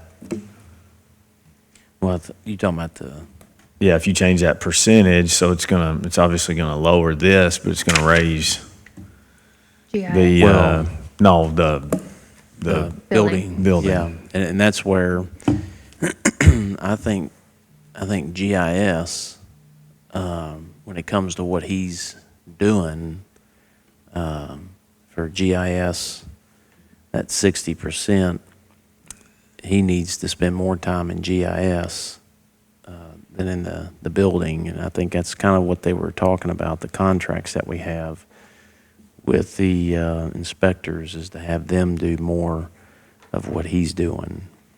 I mean, how do we, again, we talked about that the other day, and I think I'm comfortable with my thoughts anyway on how that needs to change, which is, to me, the residential taking on more of the commercial. But as it relates to Casey's portion of that, I mean, what do we just need to have him for the next month or 3 weeks, whatever it is, to actually keep up with, this is the amount of time that I've spent, you know? Yeah. Or is that Well, there's 2 ways to look at this. For an example, having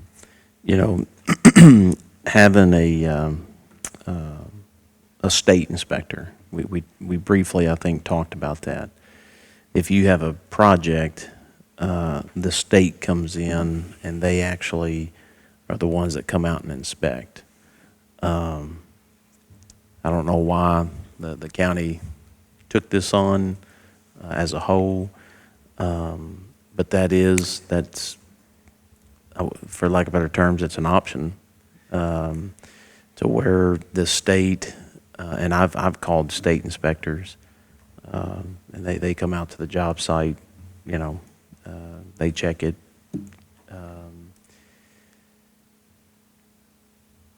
What we have, obviously, is we have in-house, and we're seeing that it's not working out. Not so much on the times when electrical permits are down or residential permits are down. We're talking about in-house, who's answering the phone, who's filling out the proper documentation. If a resident or a business calls to pull a permit, who's doing all that work? And it's bleeding into our GIS. Yeah. So we really do have to figure out how we're going to hit the moving target. Yeah. Because I can tell you our GIS, there's address points. There's a lot to the mapping. And, just like I had a meeting this week with our roads, identifying the linear distance of the road and making sure that our information is consistent from the road department to GIS all the way out to the pad and all the way to the state, and how we get reimbursed. So there's other sides of it that I don't think, people were thinking about and how important that position is. And when he gets pulled off into the building side, in areas where really the inspectors should be handling, it's taken away from what we need them to do. Yeah. I agree. I mean, I do think, I think that's to me, in my opinion anyway, that's the better option. Going back to the state, your experience may be different. Mine is different from that. I know from on the commercial side that it is prohibited to business and commercial growth to have it be a state inspection process versus locally, for sure. So I would much rather see us figure out a way to address that internally before we look at going back to the Anytime you to can the old maintain way. local control, I think you need to They- maintain local control. They addressed at their budget meeting that we sat in on also the length of time that it has taken or would take the state compared to Oh, yeah, it's what we have now. substantial. So I would agree, let's try to figure it out if we can. I think really what we've talked about is you really only have an option if you want to keep it in-house. You gotta modify those contracts with the inspectors. Because you're bringing in fees and one of them's on a percentage base and the other one's not. So what you're getting from those, you gotta figure out what that percentage is that you give them per inspection, and then the rest goes to fund the office. So if you pull Casey over more, you're gonna have to decrease those contract amounts to compensate what Well, he's doing. That's one way. I agree with you. The other though is to take the one that is doing the inspection that does not make us any money, and have that person doing some of the ones Oh. that does make us money. Yeah, and make then it that equitable. way it is actually not a, yeah. But I mean, that- that's the way that I Right. felt. And so that's the tricky part because the contract with with the court and those contractors, and then the board is there for, I guess, a fiscal standpoint of Yes. passing that. So that gets a little bit gray in Well, trying to negotiate that. And Casey was obviously uncomfortable with being the person, I guess, who splits those up and assigns those. They're not. I didn't Yeah. realize that they Yeah. weren't assigned. That's right. But I think it may take Well, and some, it shouldn't, some I mean, it assignment. shouldn't fall on him to assign Yeah. those. That's fine. Maybe then we would have to do it within the contract somehow. The other option is to raise the fees. Right now, they're consistent with the states. And I know you don't want to do that, but No. I mean, those are your kind of, that's what you have to work with. I mean, what he's got for his building expenses are really, they're really thin, right? I mean, it's not fat at all on his expense side. But when you got more of the fees leaving with the inspectors than staying in to fund it, that's where your problem comes. Yeah. So, I mean, and essentially what you have is a fee office that should function within those fees, 100%. Well, we see that over time, the fee offices can't. I mean, obviously, it's a volatile market, Yeah. when I mean, that's everything's, the intent of a when fee everything's office. good, yes. But then whenever it's not, it falls on our purse strings. Which is why it only makes sense to use the reserve, is because Yeah. just like what we talked about yesterday, you can't break something that you've agreed to because you've been benefiting for 9 months, and now the prices have gone up, and you're losing there. Well, if I you're, mean, Well, that's and I not, think- so that's the same thing with this. Well, We're seeing that. I don't think the reserves is capturing Casey's time. No, I agree with you, but it's at least taken up for the reduction in some of the commercial. Those commercial fees are down because of COVID. And so it's at least taken up for that, and because the residential, again, like we talked about, the residential is at best break even. It's really not. It's loses us money, but the commercial hopefully and electrical makes up for it. But in 21, 22, that's not going to be the case.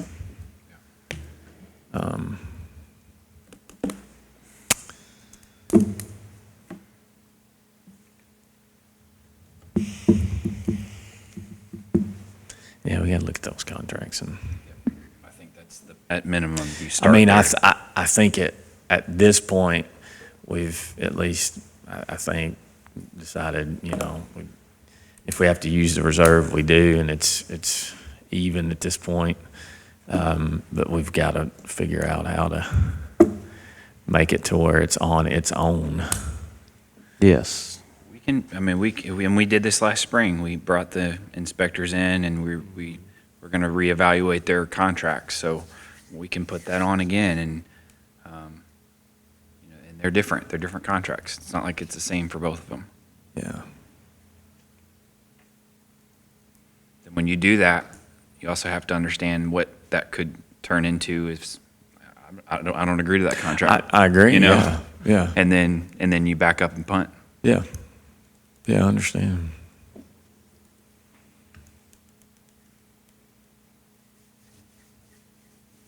Did we do that we had an executive session where we met with them, personnel wise?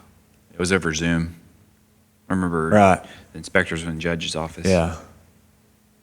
No, I don't think it was an executive session. I think it was just a regular.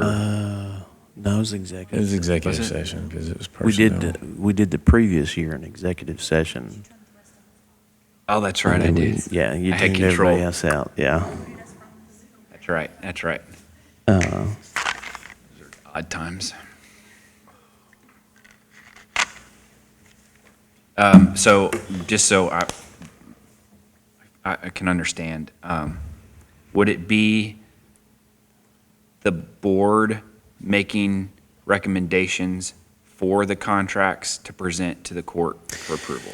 I kind of got the impression from them that they were saying we're their employer. And that's true. Well, we're not their employer, they're Right. contractors. but- We do the negotiating with the contract. Yeah. So Yeah. Okay. And I don't know that they would necessarily have a suggested Okay. deal, but I was getting the impression, because I've heard him say many times, we didn't make the contracts. We're just having to deal with the Right. consequences or something to that effect. So I feel like I'm comfortable what their thoughts are Yeah.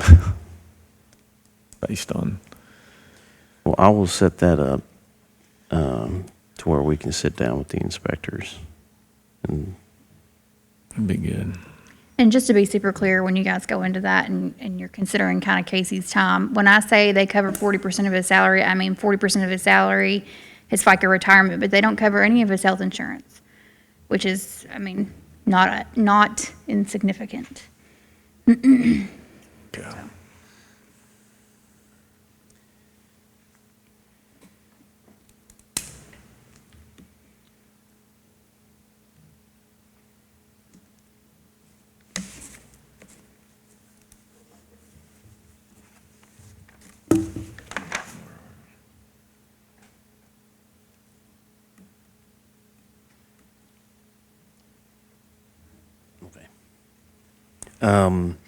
I did get a visit yesterday from Andy while we're in GIS, and we discussed, obviously there are folks that, are looking at the pay scale as we're discussing other people's pay.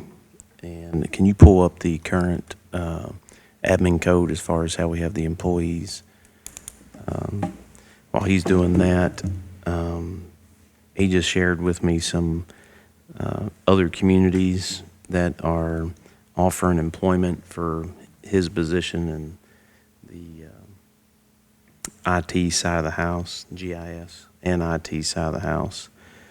So for example, Hopkinsville, and this was just an example, and I'll share this with you guys, but just as a GIS technician, they call it an analyst 1 to 5. And the experience, from 0 to 2 years to 10 years. That pay, at the minimum, analyst 1, 40,000, to as high as analyst 5 with 10 years experience at 78,000. And that's at 10%, moves up to 25%. Those numbers increase. Analyst 1, 45,000 to analyst 5 at 93,000. This goes all the way up to 61,000 as an analyst 1, to a analyst 5 to 136,000. But it goes down, operating systems administrator 1 to 3, system administrator, network administrator, telecommunications technician, client desktop service technician, Windows systems administrator, and it's got the different job classifications, and it's got the amounts paid, and from various ranges from level 1 to say a network administrator, a level 1 starting at $44,230 at 10%, to the administrator 5 is $102,000. 0 to 2 years experience to 10 years experience. The point is that we have an employee that is making less than say a computer maintenance technician. Right now, the Board of Education in Hopkinsville has an opening for, say, a computer maintenance technician at the lowest level, making $44,000 a year. And when you start looking at these categories of job positions, our folks are doing, to some degree, all of this. So when you look at the pay scale and the admin code, you've got, because of the specific work that they're doing, obviously not everybody is qualified to do IT or network administrator or telecommunications technician or GIS for that matter. We have them. They'd be listed as, if you're referring to like Sandra or Chad, they'd be in that professional staff category. Professional staff, Yeah, because after you get up through, once you get it to supervisor 1, the definition says that they would have to supervise 1 to 5 people. So these people don't necessarily supervise anybody. And it's kind of we made that category because we had people like that didn't necessarily Supervise anybody. They didn't have any budgetary responsibilities. And like Casey would fall into that category as well.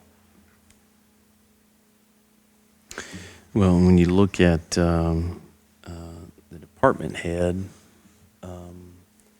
who's supervising, we looked at the number of employees supervised, and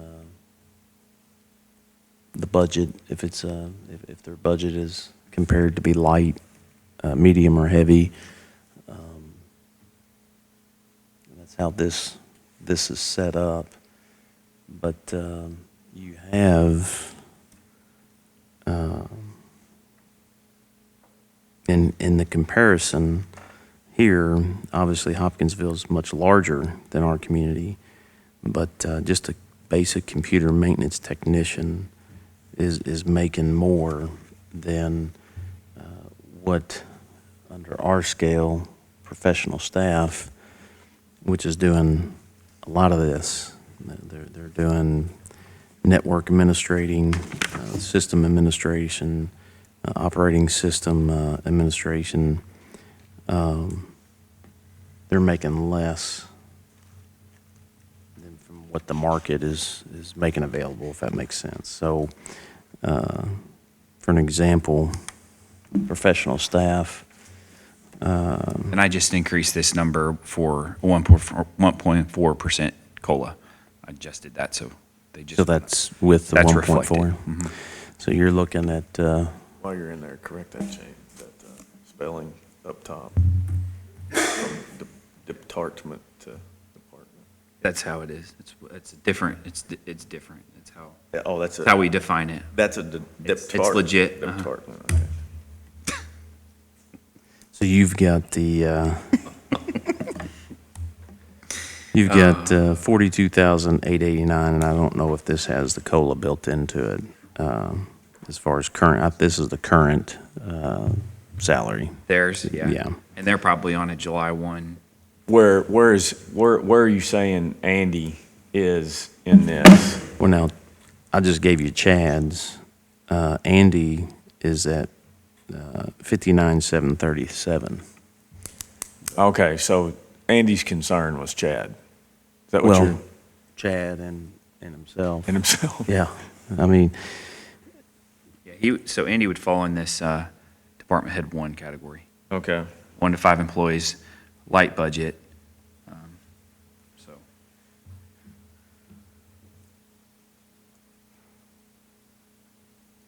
you said that does have the 1.4 COLA. yes.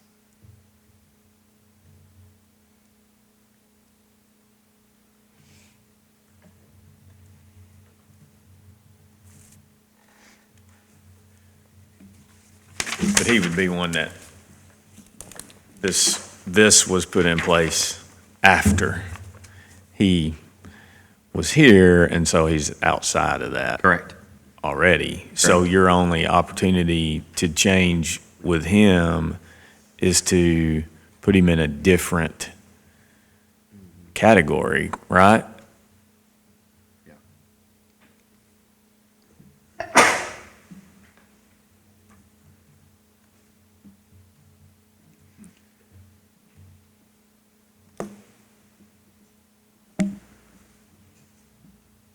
But I'll just bring that to y'all's attention. That's,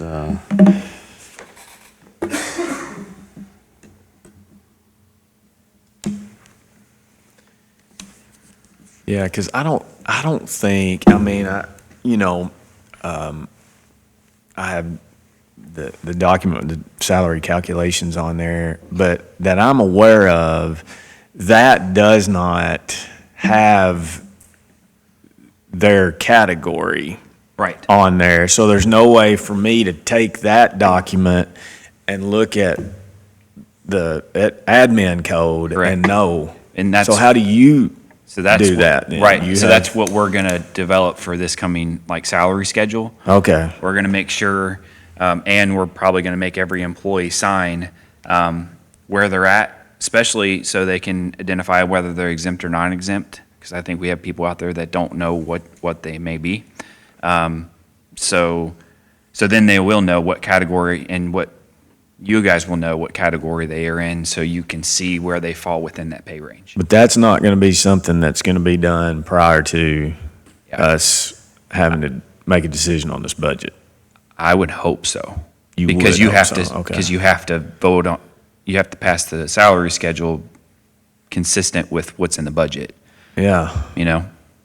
and the admin code's coming up in And the admin code. for June. the admin code we have to review in June. Yes. Now, it doesn't mean that we, You don't have to make any changes. You just have to review it. So, Right. so what you're gonna do, yeah, but, so what you'll have then is within that salary calculation, worksheet, you'll have their category that Yes. they're in, so that you can So they'll know look and at you all both know. those. Correct. Okay, that'd be great. Yes. Because I can't take a 160-page Yeah. document or whatever, it's maybe not 160, but whatever it is, Right. and try to And really up to figure this, out what they are versus, sure. And up to this point, we've just been like, hey, what's this person? Like, well, let me see. They're here. Oh, they fall in this. And then you're like, oh, well, there's their pay scale. So this will tighten all that up and it make it a lot easier for everybody to see where you're at. I think that's absolutely the fairest way to do it. And even I think we did have a working document. I'll have to find it, or I may just make it within the salary schedule, but it might be helpful to add a column in there that will show you maybe where they're at within their pay scale. So if you got somebody that's on the high end or outside of it or low, if they're low, you may want to address it. If they're on the outskirts of it, they were either grandfathered in from prior to this. But that might be helpful too. So it's kind of a one glance thing as you were looking through it. Yeah. So, and anyone that's been here more than 5 years, essentially, is potentially outside of this. Yeah. Yep. Because they would have been. Any new this hires wasn't in place. yeah, right? Any new hires after this was put in place, all those pay rates should have been consistent with this. Right. Okay.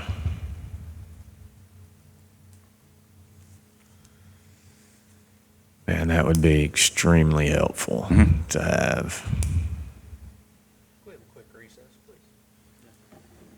yeah, we got juvenile officer, that's, let's see.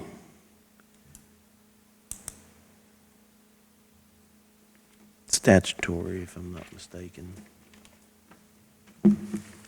Constables, OEM.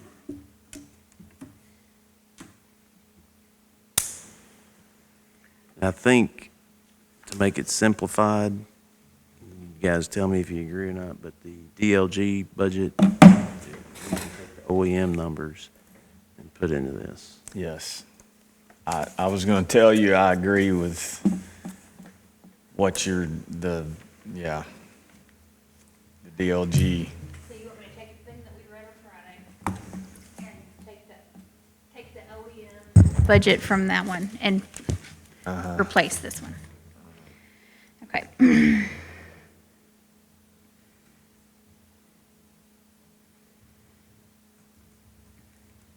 That would be my.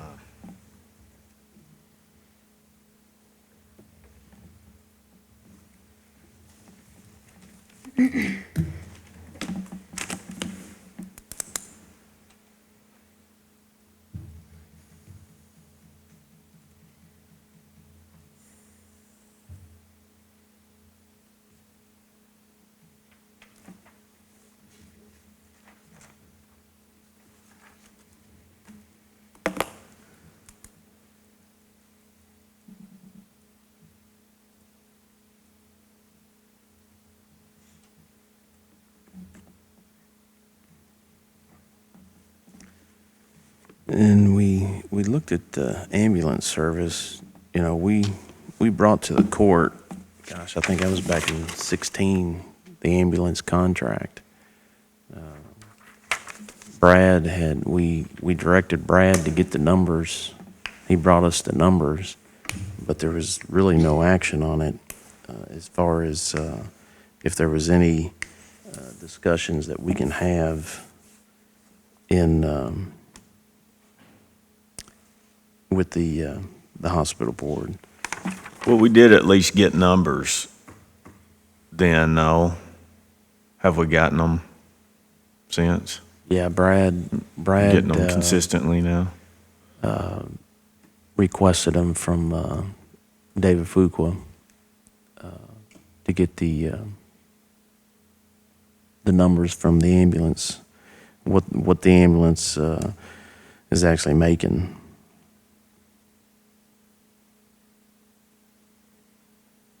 And we've got our contract for them to manage it. But there's something that we can look at. Talking about contracts, I mean, that's been in place. Gosh, I don't think there was a date on the one. We saw just the one contract, and it was a strike through with a pen, and the number was changed. And that number reflected what we see today. But obviously, a lot's changed in the medical arena. And I think Brad, when he gets back, we can have him kind of discuss that a little bit more in detail as far as the numbers that he had. There may be some potential negotiating there as well.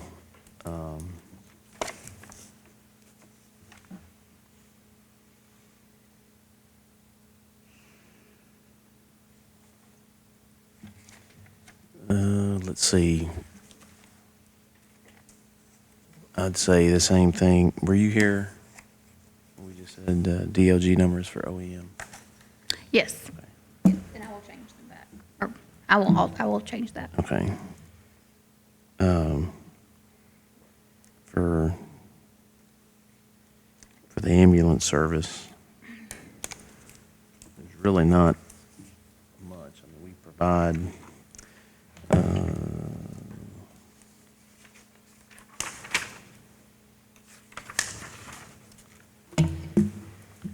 uniforms. Did we put the uniforms?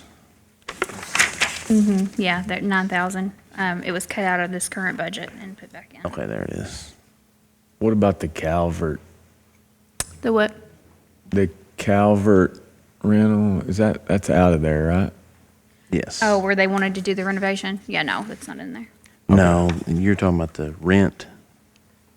We pay the utilities on their building, but that comes out of other county buildings too. Okay. Pay the utilities on. No, I might have been. Wait a minute. You're talking about Calvert City rent? Yeah, that expired. When did that expire? 2017? 16?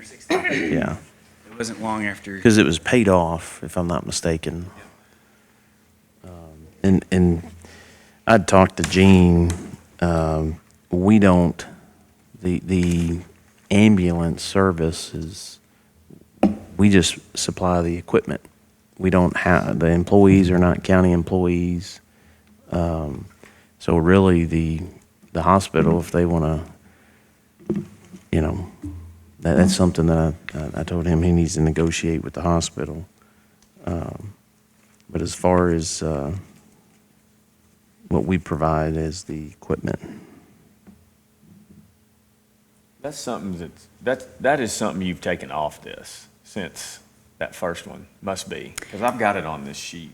That's why I have The it as rent? a question. Yeah, 11.6. Let's see. It might have just been Yeah, we haven't paid rent. it could have just been a mistake and you caught it and took it off. So that 11.6 was where he had asked to do a facility remodel, and it was under the wants, and so I had accidentally put it in. So then when Okay. we met last, I took it out because it wasn't a need. So I'm just looking on, Yeah. I'm just extrapolating it from the wrong line. It was under building maintenance and supplies. Probably Okay. on your printout, yeah. But then last time we were together, we decided Okay. to take that back off. Okay. All right. Sometimes difficult to go across that. Yeah. Big expanse of info. All right.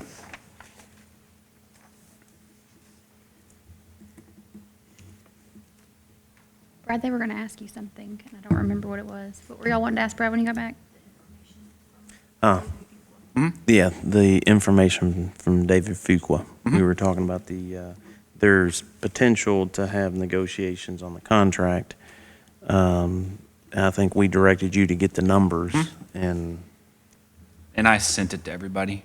That was probably a year ago. yeah. And then I actually did a little spreadsheet and showed you what, You still have that? probably somewhere hidden here. I can take a look real quick. Bottom line, from what I understood, from what I gathered from the financials, is they're making money off of the ambulance service every single year. They don't, in their financials they send me, they don't include the 203 in those financials. So at the end of the year, they got a positive number. We add that to it, and so that's what I took from it. From my conversations with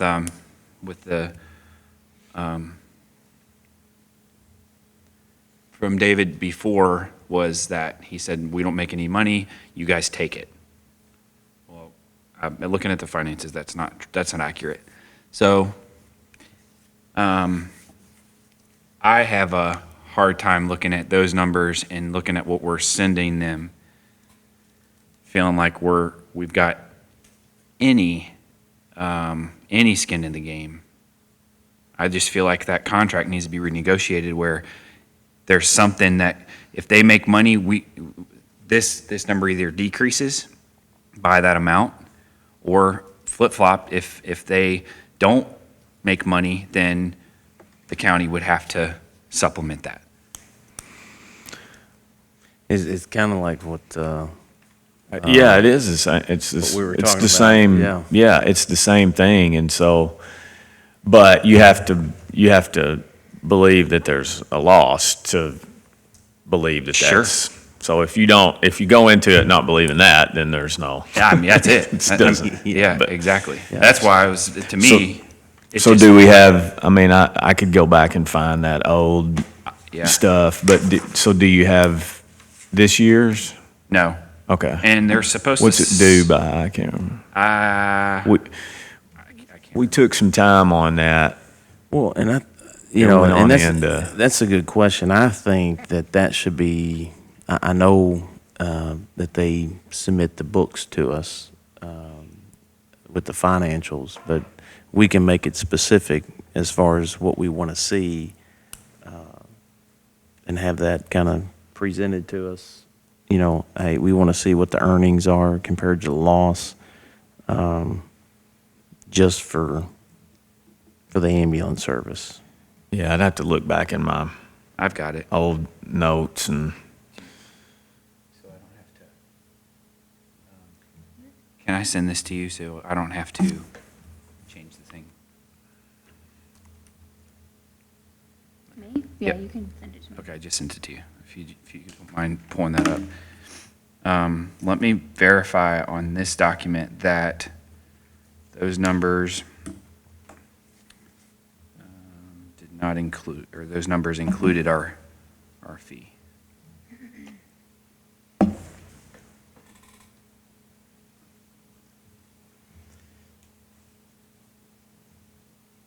you go.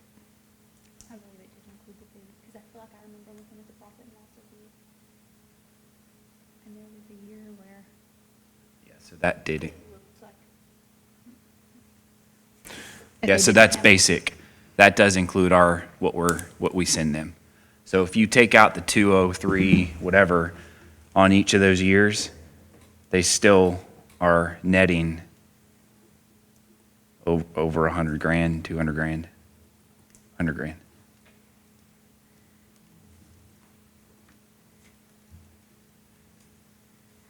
So I'll give you the scenario again. Two options: renegotiate the contract, or just give it to the hospital. Because it's only costing us. The certificate of need is signed over to the county. That's an easy transfer. Well, and I tell you what's going to potentially happen. We just had, I sit on K-beams, and I just sat on a emergency call meeting, and the discussion was exactly that. We basically met to give comment to the public comment section, but they are discussing basically opening up the CNAs. Seeing the CNO or certificate of Certificate of CONs. needs. Yes. Yeah. What that means is that right now, what you're looking at, if somebody else were to come in to the county, they're potentially going to pull from that profit. And it would be a bigger loss, potentially. Well, it would be a bigger loss because it's not a loss right now, just for the record. Hey, Brad. Just saying. Well, $200,000 that May cut into the profit. It may cut into their profit, correct? Yes. It creates a competitive market for medical necessities. So, yes. In your bigger communities, you have, multiple agencies, but you get out into the rural parts, we have one ambulance service. But if that were to pass, if those changes were to go into effect, we would have competitiveness in the county, and we potentially could be, You talking state legislation? Is that what you, or is this federal, or what's? it was his K-beams meeting, and I feel like it was. Which stands for what? I feel like it was state. It's what? K-beams, Kentucky Board of Emergency Services. Okay. So it's represented. Well, surely it's a state. A lot of ambulance services. I didn't mention a third option. So you got renegotiate the contract with the hospital. You got give the hospital CON, or negotiate contract with a third party. And we went down that road with the previous court, and it died. So what that means is when you see like AMR buses down in like Nashville, they've come in and basically take over the management of those ambulance services from whether it be the county or the hospital or those sorts of things. And AMR is one that we actually did look at doing. The intent, I think, was, I guess there was a fear of if we lost that CON, we'd never get it back, and therefore we wouldn't have an ambulance services in the county. Do not see that being even on the table.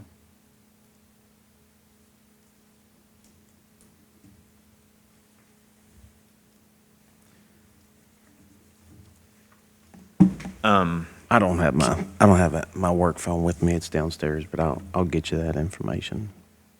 It's they have open. It's a state. They have open comment right now. K-beams, we voted to comment just to leave it as is when it pertains to that. And don't make any changes. But Can you request, like More we did last information. year? Well, request it, updated financials like we were able to get last year. Yep. Because I know we have this, but I do feel like he sent us other years too. Remember? I don't think 15 was the last year that we were given. I'd have to go back in my. Yeah, I feel like you're right because I'm pretty sure we got. That, we got that, and then we went back and got more. I think you're right. But it's been since this time last year since we've revisited it, so. I can do it. I mean, I agree. At a minimum, a review of the contract and make some changes. The timeline, I don't think the timeline. We got all these calendar years, fiscal years. Yeah. We've got all these contracts and different timelines, and I think we should try to get those on a more consistent timeline with our budget put it on a fiscal year.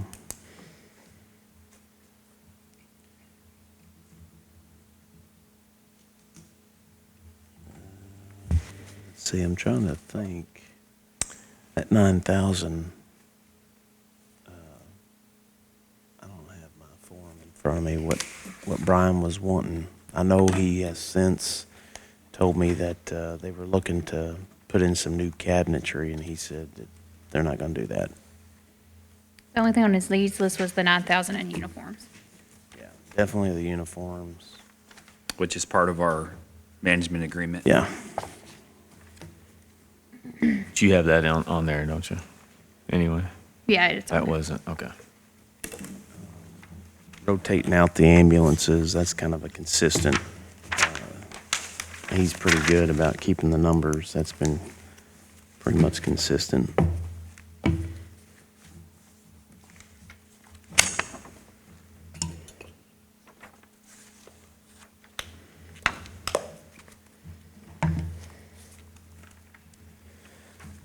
Let's see, fire protection, that's both statutory. Did we already talk about the animal shelter? Briefly when we talked about the receipt side. So remember I said that this current year, we had them rely for their operational budget on their donation account. And I believe that the donation account will only have 15 grand left in it at the end of the year. So they need more than that to operate. So I've put a little bit back into their, the budget that's in the general fund portion of our budget. We're just talking about the below gray area, right?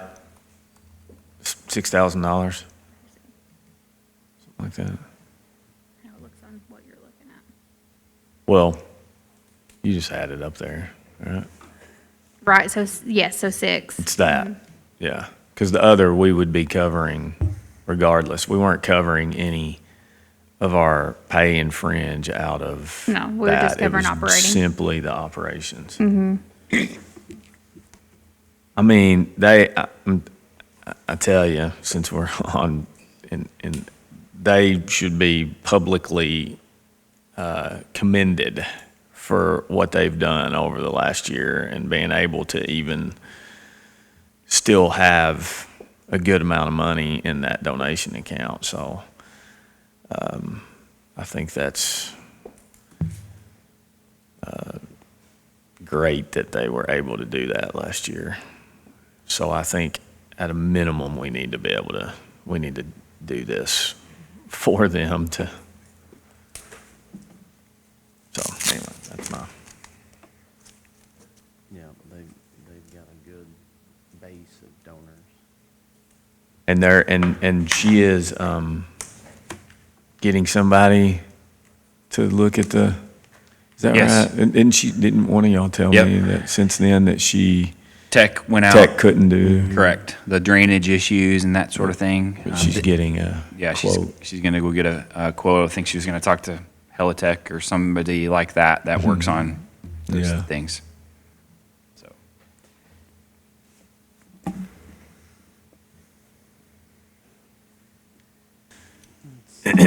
Jonathan Creek water expansion, of course, that's good. There's nothing on that one. Marsh County Sanitation. Right, so they are not, they used to be split up and they're not anymore. They're all under this MC Sanitation County Paid. Let me go to the detail sheet of that. So the changes there are all salary changes. And that's based on the contract with the school.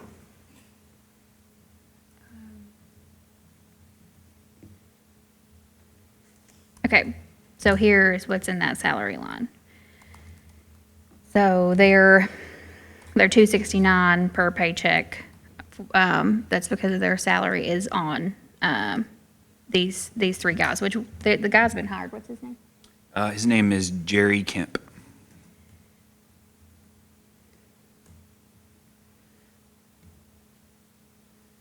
And then Randy Knuckles is on there, and that is the person who can work 10 hours a week for economic development.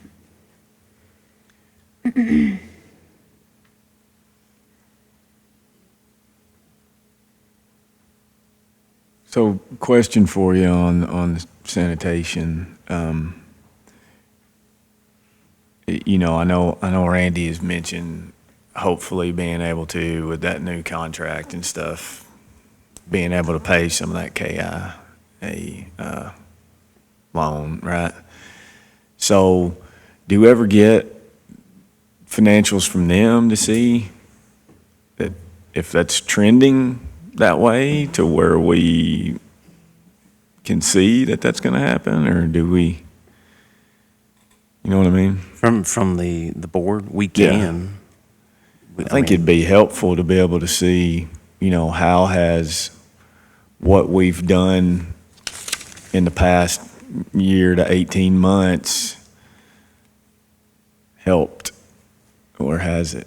I mean, it has to have helped, obviously, with that new contract and stuff, but it'd be nice to be able to see some financials from them too, to see if we're trending in the right direction.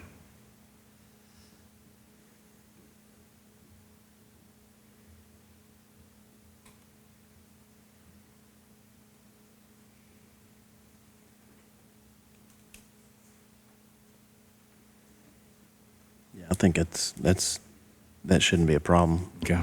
That way we can make a better decision.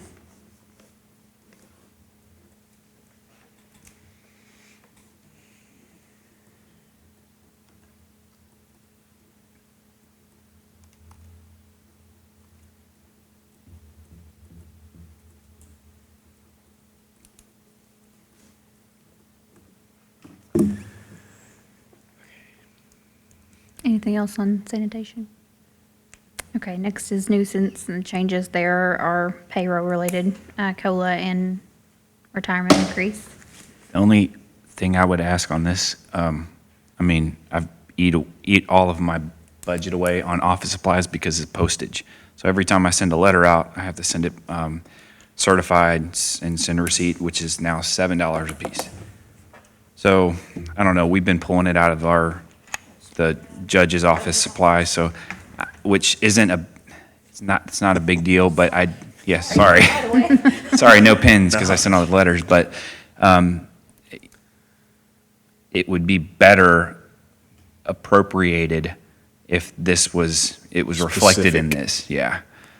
So, I mean, 200, you do the math. So you're only showing, It's pretty extensive in the summertime. you're only showing that you've basically out of these expenses, then if it's $7, you're only showing that you've taken 3 letters. Yeah, out which of this. isn't the case because they all come out of that budget line item. Right. Yeah. Which I can So you're change. saying even the 200 that's in there Do that wouldn't math. catch it. What's Divided by 7? Well, it's a little under 30. 210 would be, so it'd be 29, it'd cover 29, actually 28. I probably have over that to send. Or I can hand deliver them. Just Which is that thing. well, some of them are out of state. Some of them don't Yeah, I even live think in you that need to property. have the way that you're mailing them needs to be the way that it's done. Yeah, because then I get that returned that they sign for it, and then they call you at like 8:30 on a Monday night and tell you that they received it. Yeah. It's fun. I feel like that I mean, you can hold that ordinance has been one that I can see that has helped It's in been the last it was few needed. years. Yeah. It was needed. And I get quite a few calls on, I'm sure you guys do as well.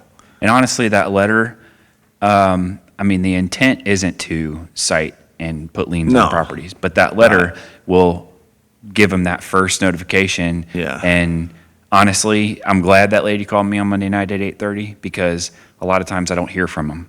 Yeah. And I'm able to say, you got your letter. I'm glad you got it. I know you're upset. I know you're mad at me, but make an effort and try Right. to get something done. And actually, it's the one that Okay. we addressed Good. earlier this year. The reason why it took so long is because that letter went to the wrong address and I had to resend it. But Oh, anyway, okay. but it starts the But yeah. conversation. It starts the conversation, and they start to say, "Okay, I want to give you time," just like the one we dealt with out of off of 68 for forever. It started the conversation. It didn't happen overnight, but eventually. So Yeah. So yeah, I mean, whatever you guys want to do on this, I just have to pay it out of somewhere. So what do you think it needs to be then? I mean, how many? You think probably 5? 500? Yeah. I mean, I think that it needs to come out of The the right fund. budget that it should. And if it's $7, I haven't sent one of those in a while, so I didn't realize they were $7 a pop. Yeah, that was the last one I sent. It went up from 6 something to 7. Yeah. Yep. So that would give me Okay. plenty. Thank you. Anything? That's all. That's what I do. He doesn't know. Oh, I know.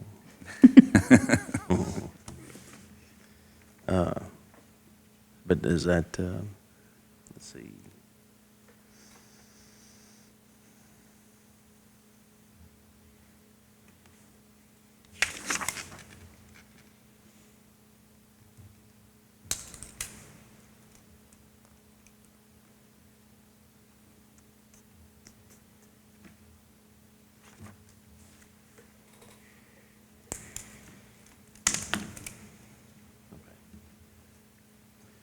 Parks and Recreation.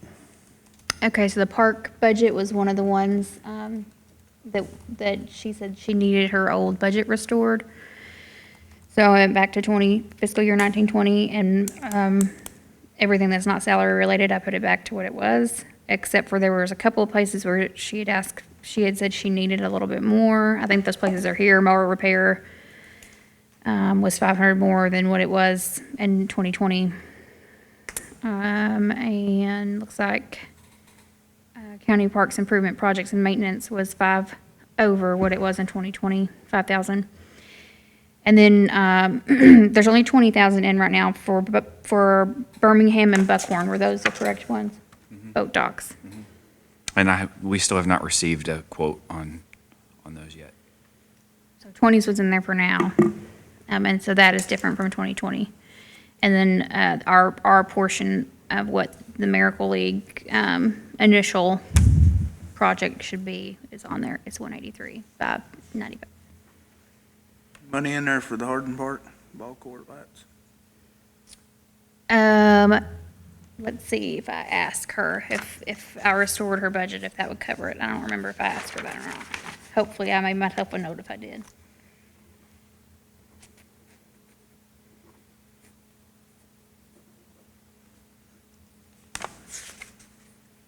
Okay, so no, I had taken everything she told me, if you restore my budget, that takes it off my needs list, I had removed it before you guys ever even got it, so, No, no. we need to put 3,000 in there for that.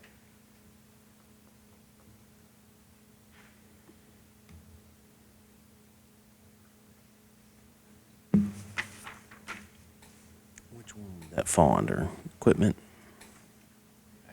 It's Hardin a day use park, or is it, I would put county park improvement projects maintenance. I'd put it in there. Which one? the one that's 30,000? 7180.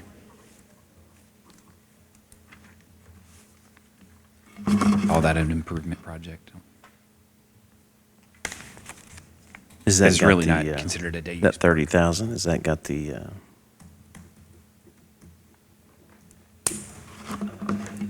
boat docks in it? No, the boat docks are down by themselves. They're 20,000, a couple lines down. Oh, there That it is. 30 is 25 and 5. So it's the 25 she had when she wanted me to restore, and then the 5 extra is, I'm gonna guess the walking trail, because that says 5,000 on it.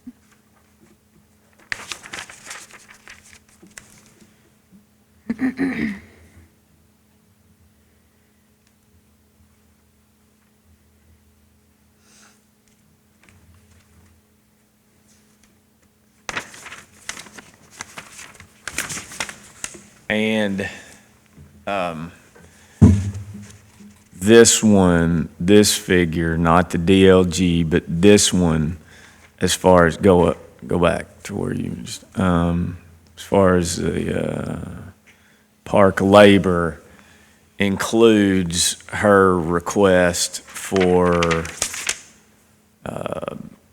recreation. Man, I don't remember exactly what it was titled. No, but it does include Oh, it does. another hire, but it's not that recreation position. So when she said she wanted to be restored to 2020, Okay. she had an additional person in 2020, not the recreation or coordinator, a normal park employee. So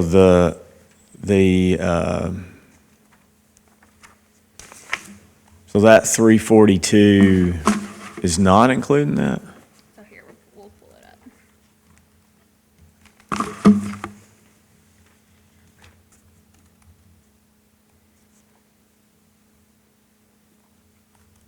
Okay, so in 2020, she had another person. She had an 8th person Okay. that was hourly. And so that's part of what she relayed is when she needs to go back to her budget pre-corona, that she needs that person back. And Okay. then as her wants, she also wants an additional person who's a recreational coordinator. But if there's a $54,000 difference, and that's 25. Seasonal mowers are also back in there. Okay. So seasonal mowers were cut So from the that, current it's budget those we're in. two. The new hire and the seasonal mowers. Yes. Make up the difference. That, and then, yeah, those two together is 49.9, and so then the rest would be COLA. Okay. The DLG budget, it did not have that. No. I do Well, not think so. partially. It had some, but not all, Let me maybe. see. I think it had the seasonal. Is that what that was? No, so in the DLG budget, I had removed the additional full-time person, and I had removed a couple of other things, the Christmas light repair Well, I'm just and the talking, county park just supplies. stay on, the, Salary, yeah, we had just Salary. removed the additional full-time person. And okay, so, I wrote 40, oh yes, so the additional full-time person also needed FICA match, health insurance, retirement match. yeah. So altogether, an additional person would cost us about 50,000 for all those things, base pay and all the fringe.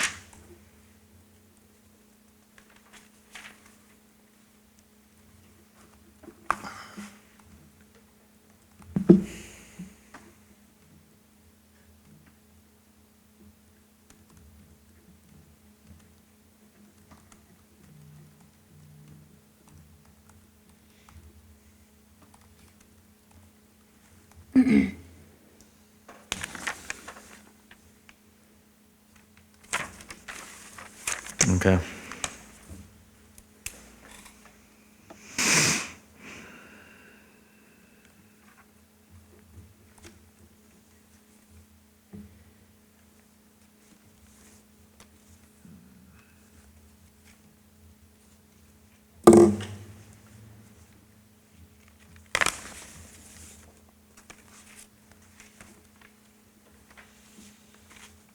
Was there any questions or? So Okay.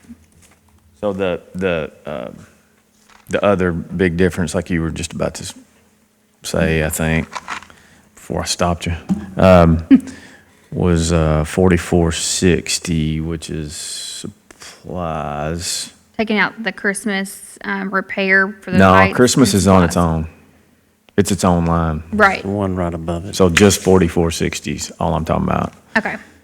So it So showed the- 47 on here, right? Park Yeah, supplies. yeah. It's, Yeah, 47 on there. Okay, so that was actually restoring it not to, that was restoring it to 1920. Yes, all of it's restored to Levels. 1920 because that's Okay. pre-corona. All right. All right. And what we did was a little bit of an increase, but, I mean, what DLG was a little bit of an increase, but over last year's budget, right? But definitely not restoring it all the way to, No, it That. would have been, yeah, no, Okay. there were things taken back out of the needs list. all right. Okay. And then, yeah, that other line that you've mentioned is separate, Christmas.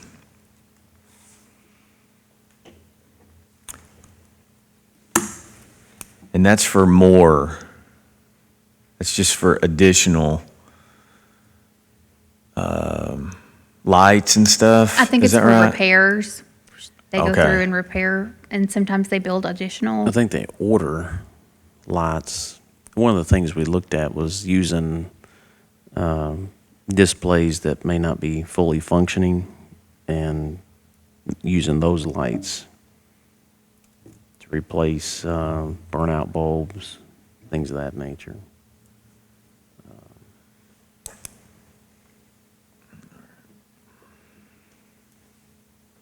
What's the difference between the DLG and the 32 32? on the supplies. No, I'm talking about overall. Oh, You got that? yeah, it'd be 42 plus 25, I think in the 70,000 range. If I'm, Yeah, about 75.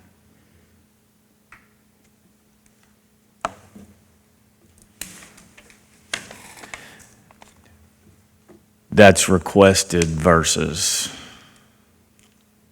DLG, I don't know. I'd have to look at, but last year versus this year. Yeah, I mean, you can see that, you can see Yeah, last year I'd have versus to- this year on your I didn't have enough time spreadsheet, to, but as far as, we haven't really talked about it Right. much, other than it's restored to Yeah. before last year. I had enough time to look at DLG versus prior from Friday to today. What I haven't had time to do is look at that and versus last year. I'm gonna have to, I still have to have some time to, because again, notes, I'm putting this into the spreadsheet. Hey, it's First, I'm doing what you wanted done first. Yeah, It's more time consuming. it's time consuming, but But that's fine. Denise doesn't really like to talk to me all that much anyway, so it's working out pretty good. And the girls think I'm a crank too. They Yeah. feel like I'm turning into Reese. So the less time they spend with me, the better, probably for them. Okay.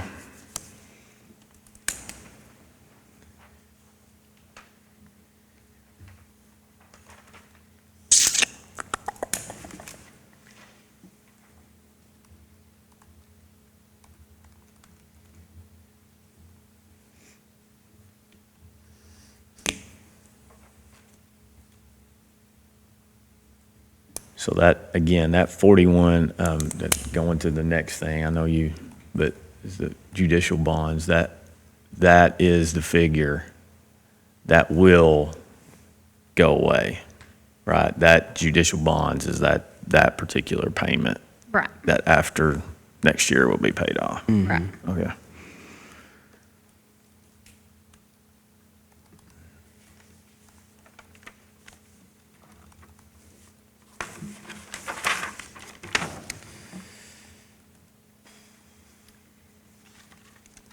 So the judicial center bonds are on there, our newest bond payment is on there, our arts commission debt service is on there, but of course, we have an we have a receipt for that. When is that again? Do you remember off the top of your head? Was that 40 years?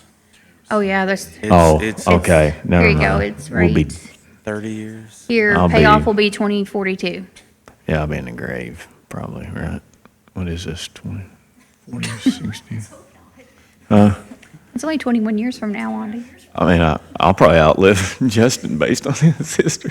Talking to his granny yesterday, she's not, Some overalls by then. she ain't feeling good about it. Get to 55, I'll be doing good. So all right, so that's nothing. And then the KIA is the one that we hope, and again, we're gonna at least get some more updated numbers from sanitation and see if it's, we can pray that some of that could be. He's looking at the debt service for Paid. KIA.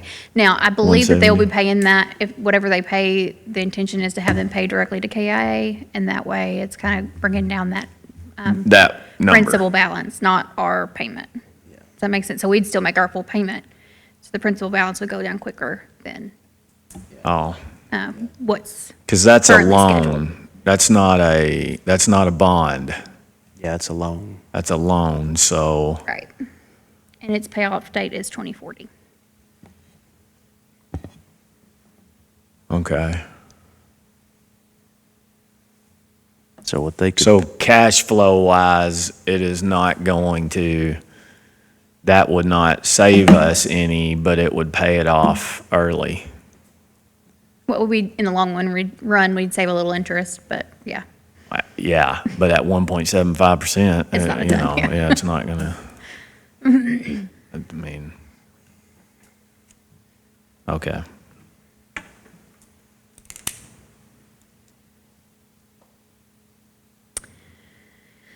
Okay, we have the state auditors, we have our county insurance premiums, which did increase a little bit.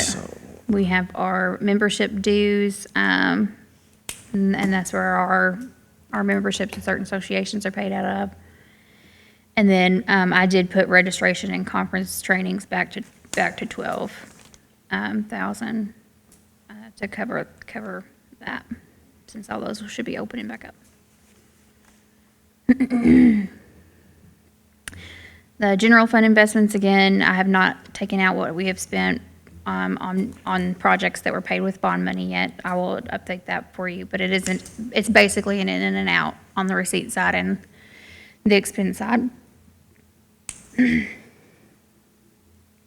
Our health insurance administration fee has gone up a little bit. We were notified by the state. It's not very much, but I did change that. Our unemployment insurance, our workers' comp wasn't significant enough to change the way it rounds. I'm trying to see if there's anything else really significantly different. I don't see anything else down there. Of course, the wellness program, we did pay out the wellness program this current year, and then we did not continue with the wellness program, so it's not in there. I mean, I was thinking, because I mean, these two last ones are the big ones. Could we just go down Yeah, we can keep going. them and then we can have some time to be able to, I mean, like I said, I've gone down and done the DLG versus, but I haven't had a time to go back to the prior budget and be able to. Okay, so the two that you're saying is the big two that you're wanting to go through. The road department? Oh, well, there's three, isn't there? Shoot. You mean the sheriff's department, the road department, and the jail? I mean, if he's got a 2:00, I'd just soon keep going for the next, because it may take us an hour to get through these three and then schedule the next one. Okay. So here's the sheriff's budget up here. It's, of course, set at what he provided me that he said his needs were. Wait a minute. Are we going in Wait a order? minute. Was the sheriff not after the I think the park? Road department. Road. I was telling Erica, we got the the actual quote Yeah. for the road department truck with the boom, $175,500. But, so here's my question then, based on the discussion yesterday and the steel prices, is there somewhere now in this current year's budget to do this and not in this year's budget? To do the truck? Yeah, because if not, that number could potentially be higher based on what he told us yesterday, right? For the truck or for Yeah. the culverts? No, he was talking about the truck too. He said that guy told him that this was good for the next, I thought he said like next 30 days or something. No, that was the quote that he got. I told him to get a quote from a competitor, not the, on metal culverts. No, He he said the mentioned truck it on the bucket truck too. You Oh, may the have steel. been, yeah, he mentioned it on the bucket truck too. Yeah, I don't know. It's 175.5. Yeah, but I'm just telling you, and it may have just been a side discussion because we were having a couple of different discussions go at one time, but I'm 99% sure that he said that this, and I know it doesn't show it on there, that it has a time frame, but that guy said he couldn't guarantee that past a certain time period, so I think we at least need to reach out. Yeah, let me check on that because I was only aware of Oh, 'cause he- because we were discussing the metal culverts. So Right, but he talked about the steel, and that would affect that bucket truck. Now, I could be, like I said, it was kind of co-mingling conversations at the same time, but I'm pretty sure I heard him say that. I don't know if am I the only one? I remember him mentioning it. Okay.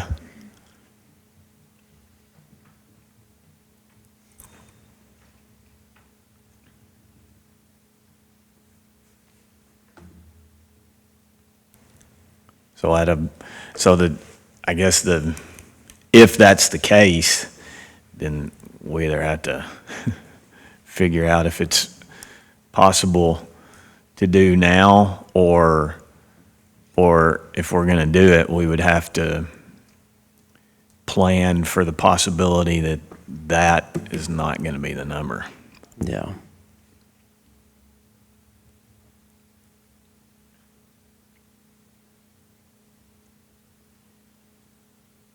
And no, I don't know that they're going to be able to tell you, what the potential percentage. But Well- obviously, when you're talking 180, it doesn't take 10%'s a big deal. the potential of seeing increased costs going in the next year is real. Yeah, especially with something like that. When we're talking steel, we know that's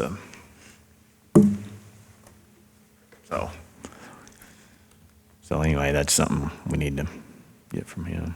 I'll check into that. So on this road budget, how it stands now is all of the needs that Roy and Nicole provided me a list of when I first made this. But of course, when they came and talked to you all, she had said that they want their budget restored to what it was prior to COVID, plus the additional needs they have. But since that wasn't told to me when I was creating this, it's not in like that. So keep that in mind, that it was a request of theirs, that they said they need their old budget restored, but that it is not done that way.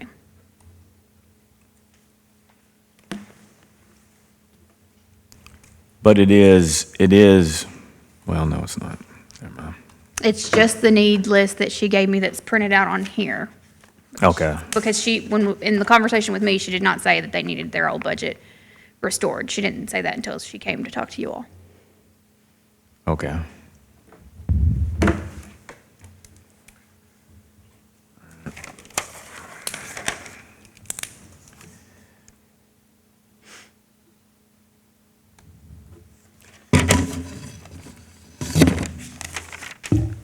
So what we're looking at just as the needs Okay. based off of this needs list.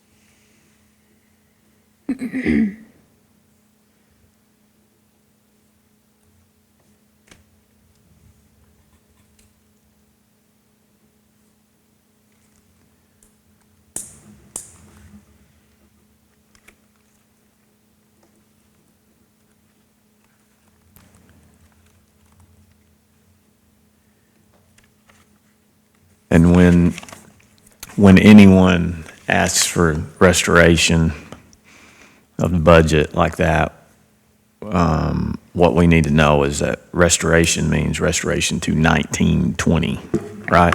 Right.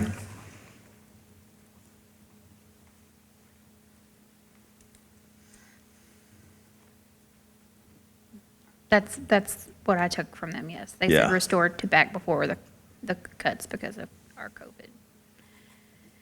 Okay.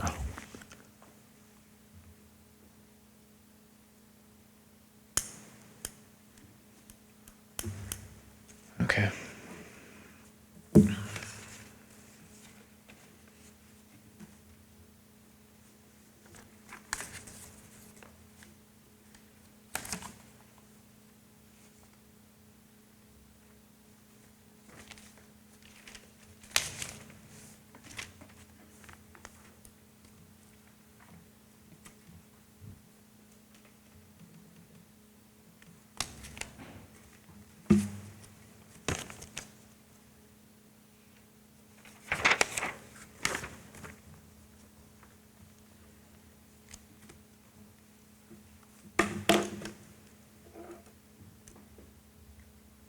Was there anything specific on the road that you all wanted to discuss? Other than what we just talked about that we need to find out. That was my only questions.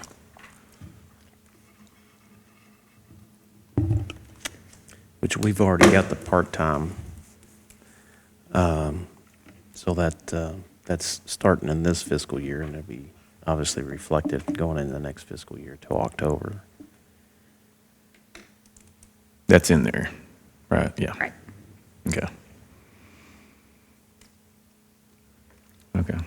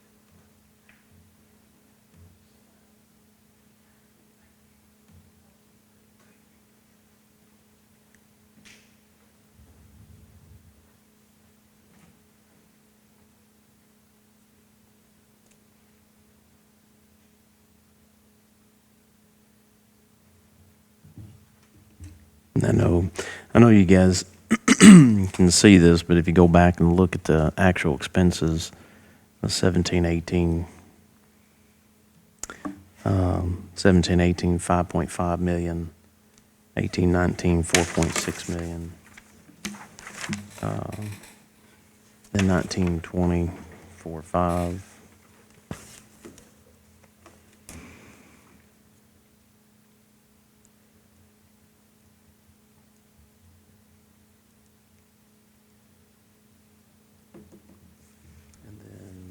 expenses as of March was 3.8 this year. And then budgeted right now for the next fiscal year, 3.2.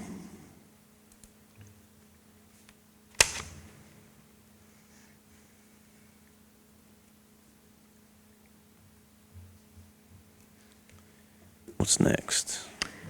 Jail? The jail.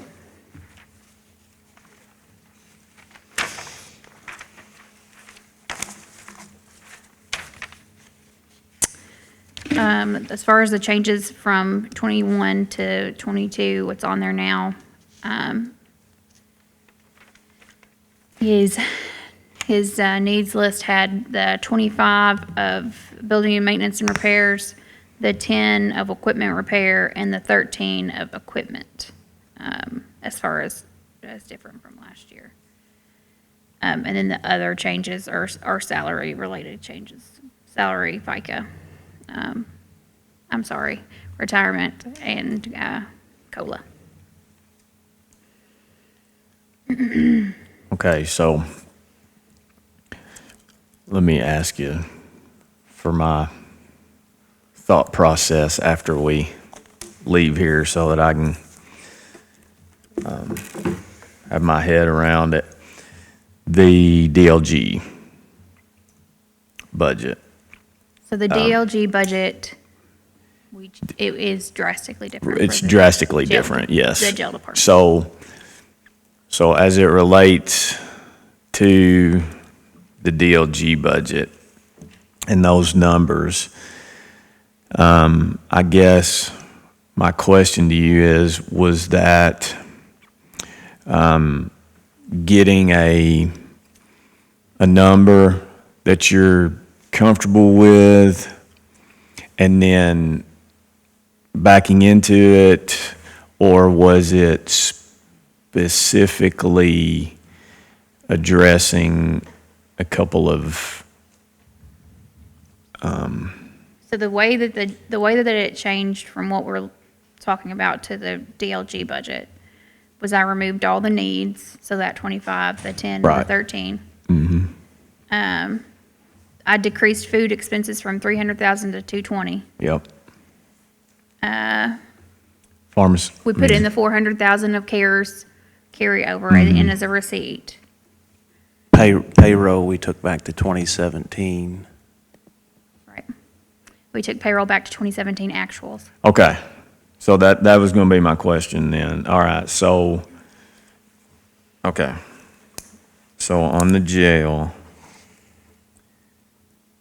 as far as the deputy salaries, right? That's what you're talking about. Well, 2017 payroll did not have a nurse. We did not employ a nurse full-time. It did not have a maintenance position. There was not one specific for down there. The maintenance department just handled it. And then, yes, the remaining difference is the deputies, taking the deputies back to 2017. Okay. 17, 18, actually, I think is what it was. Yeah. and- Yeah, 17, 18. I'm waiting on I'm trying to get a quote because there is a, for lack of better terms, a company, and I'm sure it's an LLC that provides nurses for the jails by way of PRNs. So I'm trying to get in touch with the company to get a quote as far as how much that will cost. Well, now, are we talking about the pharmaceutical, the same company that does pharmacy through them? No, Okay. I don't know what company provides Okay, the well, PRNs. I can tell you. Yeah. So that you know, that is an option with the company that we currently use for the health Which piece one? of. I don't know what the name of that business is specifically, So but they, it's through, they provide the doctor. but it's local. Yeah, I think it's probably the same one. Yes. Yeah. With J&R or Blake Who's the doctor? Wilson. I think that's going to be the same one. They Yeah. provide the PRNs. Yes. Yeah. They will. The jail took the choice, and we backed that, to have a nurse, but they have the option of, Yes. yes, okay. Yep. I think Alright. that's a better option with the situation that we're dealing with. So with that, I just don't have that figure for you. no, I know, yeah. Well, I think the quote that was given, that was, or the budget that we were using with that 200, I'm thinking, if I remember right, that I was told that about just like maybe 70 of that is actually pharmacy related. Like to those inmates, and then the rest could have been made up with the rest of whatever goes with that. But Well, what we found out is the current nurse is dual-hatted. She's got deputy. She kind of puts the deputy hat on, Oh, and okay. she takes it on, puts the nurse hat on, and that's not what was discussed when the request for a nurse full-time. I don't think putting your nurse into a position like that, I think the nurse needs to be a nurse, in my opinion. And contracting it out, there are those services. They're provided to the jails within our region. yeah, It just makes sense. I'm sure it's probably the same. Yeah. we're talking about. And so that's what the DLG budget reflects. Is just taking that out, but it doesn't reflect what the actual cost would be with this company. So there'll be some I'm sure drop in expenses on that, but I don't have that hard number. Yeah.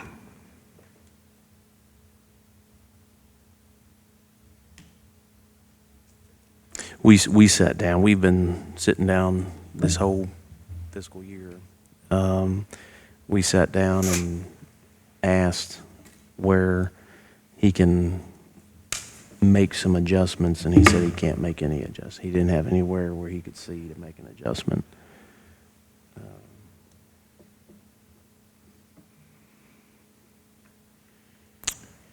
So the questions that I had primarily were related to, you've answered, but I just want to make sure that I'm, because I didn't realize this piece of it. So you're saying prior to 2017, we actually did not have a specific maintenance person on site at the jail. Okay. No, that position was created, what year was that? I think it was 17. So he was there before that. Well, it He used to do the wasn't, jail and the judicial building and the sheriff's office. yeah, it wasn't, okay. if I remember correctly, it Yeah. wasn't in the jail's budget. Is that No. what it was, maybe? Yeah. Right. It Is that what may you're not saying? have been. Yeah. Oh. It may not have been in there. So then, So the work was performed, but it was paid through another budget. Is that what we're saying? Yes, Yeah. because Okay. actually there was the individual that was performing the work was actually going to be terminated. Oh, okay. Roger asked to put him on his payroll, Oh, I got it. and the court did that. But the actual, I think there were other duties, if I'm not mistaken, that were taken away from that position He outside was the over jail. when we had a custodian crew at the judicial building. He was their supervisor. Yep. He performed all the maintenance at the That's judicial right. building, sheriff's right. office, 911. Yep, that whole complex. That's right. All of Yeah. it. So then some, And he did some here in the courthouse too. Yeah. yeah, he would. And then an incident occurred, and then he was directed to work under Tech and Brock's crew. That That's didn't right. work out. And then from there, Roger requested him to be put as a staff member at the jail. So he is exclusively the maintenance person at the jail. He doesn't do any other work. Shouldn't be doing any other work at any other facilities. Yeah.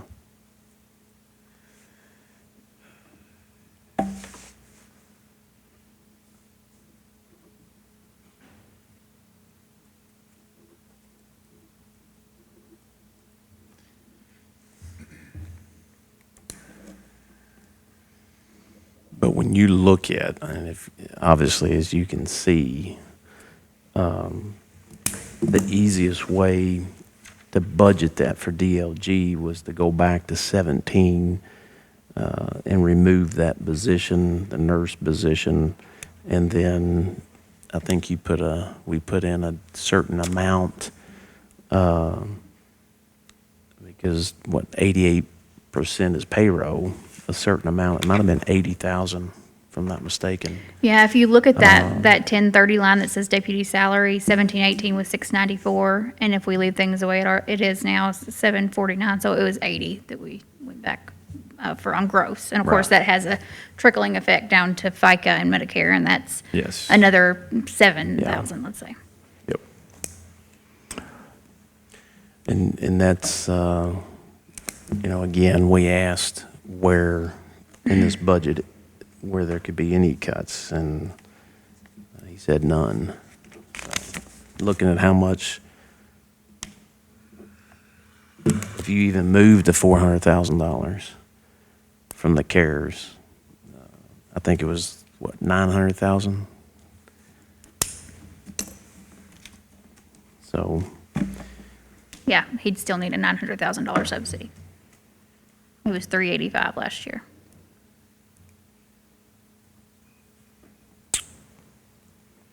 and when you look at this budget, I mean, you can pretty much cut all the food, cut everything else, and you're not going to get close to 900,000. Yeah. I didn't see the entire story, but I mean, obviously, it was. They were talking to McCracken County yesterday about the same thing at WPSD, but I mean, this is McCracken at WPSD. But obviously, we're not unlike any other I feel like Graves has had this conversation too. jail about whether- facility. What to do about the jail. It's across I mean, the state. Yeah. All right. Well, that at least answers me. I was wondering where that came from. So now that I know that, that helps me to visualize.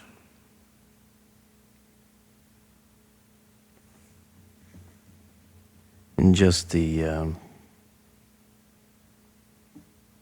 mean, it's, I go back to when we sat down last year to prepare the current budget. I know my association, I know y'all's association, I know DLG, Keiko, I know I directed her to get in touch with several counties across the state. And everybody was discussing potential shortfalls because of the unknown. Some counties, they had 0%. They just were going to ride with what they had.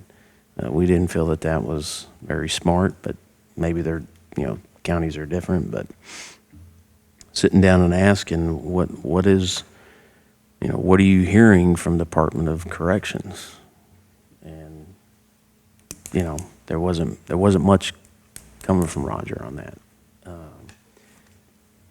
When you look at that 1.6 million, we're seeing that there's a big change. The state inmates, where a lot of that revenue comes from, wasn't just wasn't there. And as we went through this fiscal year, there weren't really much changes adjusted. And when we sat down, I mean, we made some progress, but not enough. And, personally, these decisions should have been made by the jailer and not, I know we're talking about subsidizing, but this is put in our lap to make the tough decisions for these offices, and I personally think it's not irresponsible, but that's their duty to make some of those tough decisions. None of these decisions are tough. Well, I think we even discussed, he didn't have the state inmates and population of the jail was down. My thought was, why doesn't expenses go down? Because you're feeding less people, you're using less water, I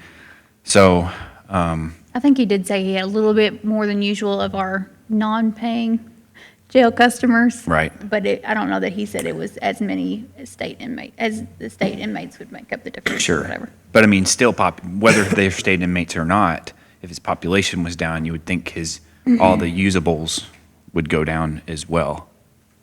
But Well, they are, but I mean, they're down. I mean, the expenses are down, obviously. Right. But So food is not, it's down, it's way down. It's only half.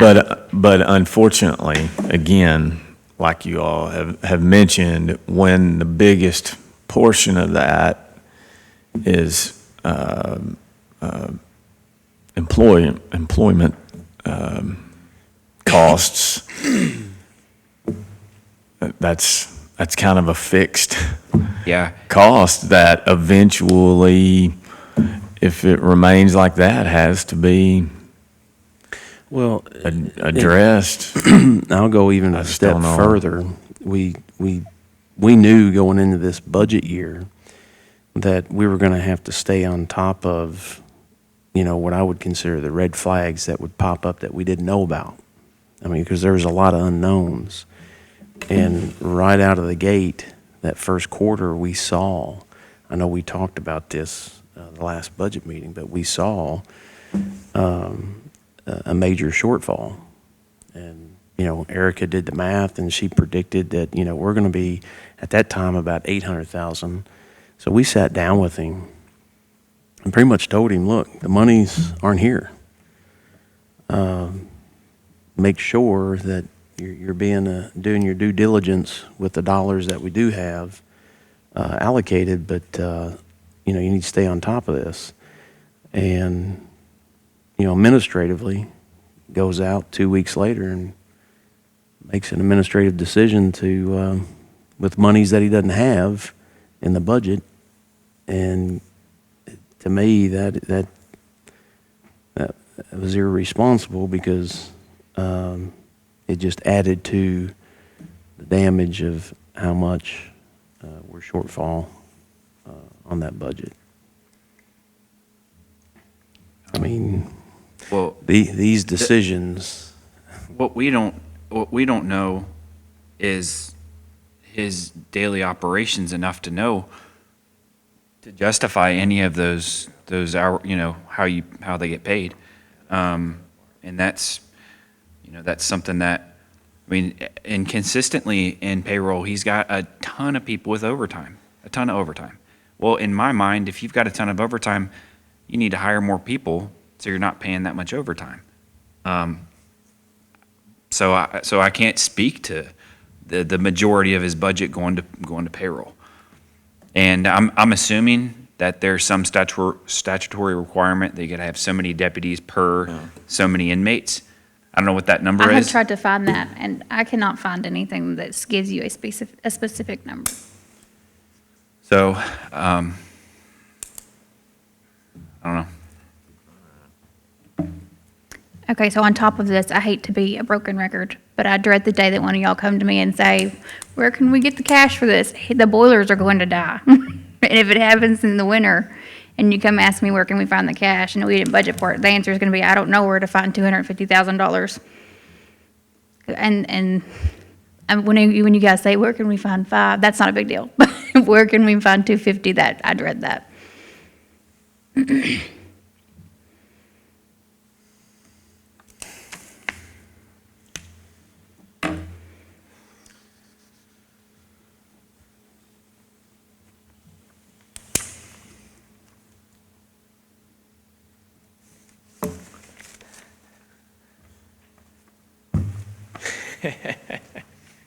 What are y'all looking at me for? Well, You have the Wish magic I had. answers. Y'all think I got $250,000 I found? no. Did it just happen that I looked up and y'all were all? We're just waiting on you.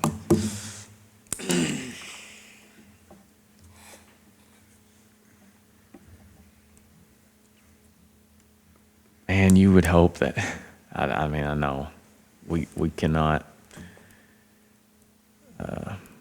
plan for that, but it certainly seems like a COVID-related issue. I mean, not that COVID made your heating system bad, but that you're losing money because of that. I mean, man, you would certainly think that ARPA money should be able to be used for something like that. I'm just going to say this because it's my name on that resolution. I'm not going to try to squeeze a square through a round hole. I can tell you that. Because when I first came into office, I saw a judge and a treasurer get federally indicted. And I'm not going to be in that position. Well, Not insinuating that it's that gonna I'm be asking you Yes. to, yes. Asking you to do Yeah, anything but I'm putting it out there criminally. now. How did that, what did I say to make that? Before we start thinking that these monies can cover a lot of things, I just think that we don't even think about them right now. Because and honestly, here's the simple thing. You know, when I sat down with Roger, he's the jailer. This is his operation. He should be sitting here saying, you know what? I see the amount of monies that my operations are short. I'm going to come back and I'm going to show you a budget that, you know, that didn't happen. It's now sitting in front of us. And we have to make this decision on the subsidy because we're subsidizing that office. And that's just the subsidy. I mean, yes, CARES money, we had CARES money to go to that. And that's why, you know, even the sheriff, y'all got that email? I sent the same thing to him. Do not even think about this just yet because we've got other shortfalls. You know, the $400,000, we're very thankful that we have that because if we didn't have that, I mean, what, 1.3? I mean, you're looking at potentially shutting the doors at 1.3. You know, so in this case, that the decision now is upon us, like it or not. And I think that from a fellow elected official, that this is his operation. Yeah, just to sit there and say, nope, I don't see anywhere where we can cut. When clearly we're sitting there looking at it saying, you know, we see the 1.3, you know, we know that you're going to have to cut. And to throw that to our lap, okay. You pretty much have put the reins on us to make the decision. That's fine. You know, we'll make the decision. But it would be better if those decisions were made because he knows the details of his operations. So it's unfortunate, but here we are. And likewise with some of these other, you know, fee offices. You know, this whole budget, and I don't think that we kick the ball down to the next budget year because we can be in a worst situation where we don't have, right now we have some investment dollars. We use all those up we can be potentially sitting in the next fiscal year with no safety net. And it can be even worse. That's why I put him on notice. I sent him that letter. Make the tough decisions as you're going through to help towards the end of the fiscal year. And like I said, what was it, $24,000, stroke of the pen? And then when you looked at the details of those, it clearly was not being managed, in my opinion. And we see policies that are not being followed in other fee offices. I mean, all this is hitting our purse strings. And, I'm a taxpayer. And I'm not going to be very receptive to any government saying we're going to increase taxes when we actually look and we see where certain things not being managed or could be managed better. Nobody likes tough decisions, but that's what we have in our lap. Judge, is there a statutory requirement that a county has to have a jail? I don't think, we got counties that don't have a jail, so I don't think there is. I believe You have I've to have a spoken to jailer, another. you don't You got to have a gotta jail have or a just jail. not a jail. I've spoken to another county I know for sure has a jailer, and then a couple of people to do transports to Yeah. other jails, but that's it, not an actual jail. And so I know I spoke to overtime, and I just wanted to give you this picture. Since July 1 last year till now, the jail employees have incurred 4,475 hours of overtime. That is the equivalent of just over 2 full-time employees.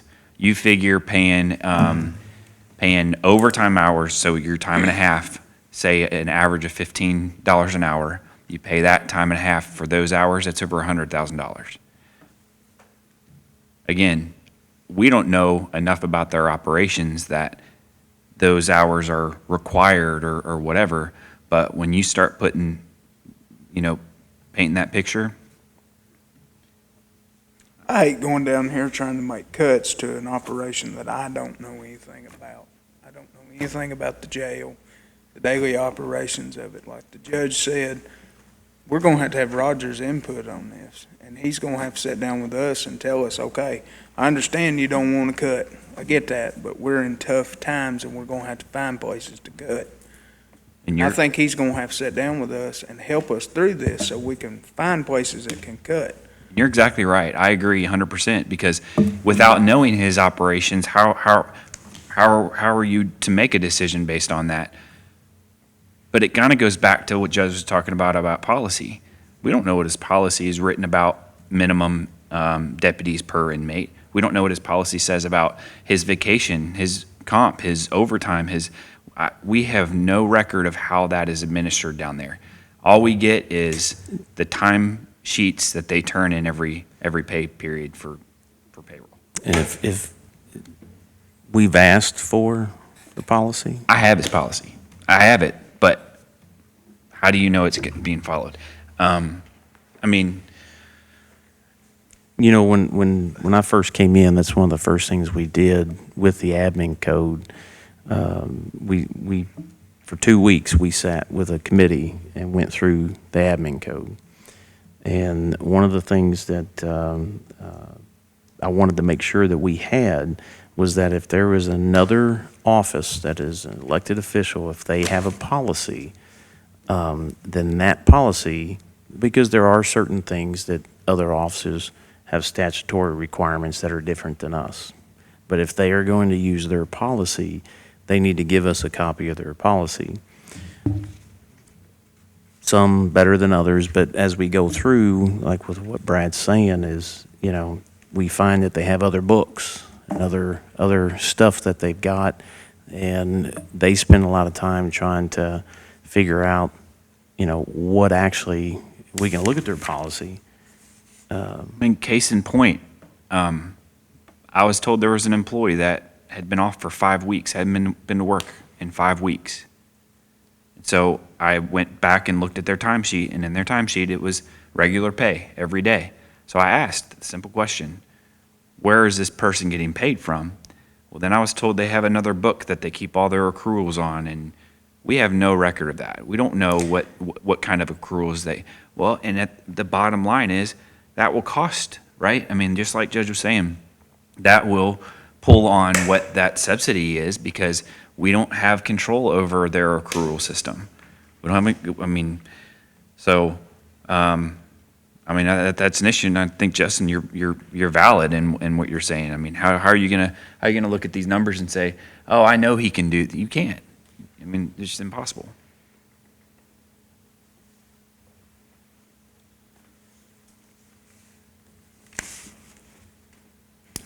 The,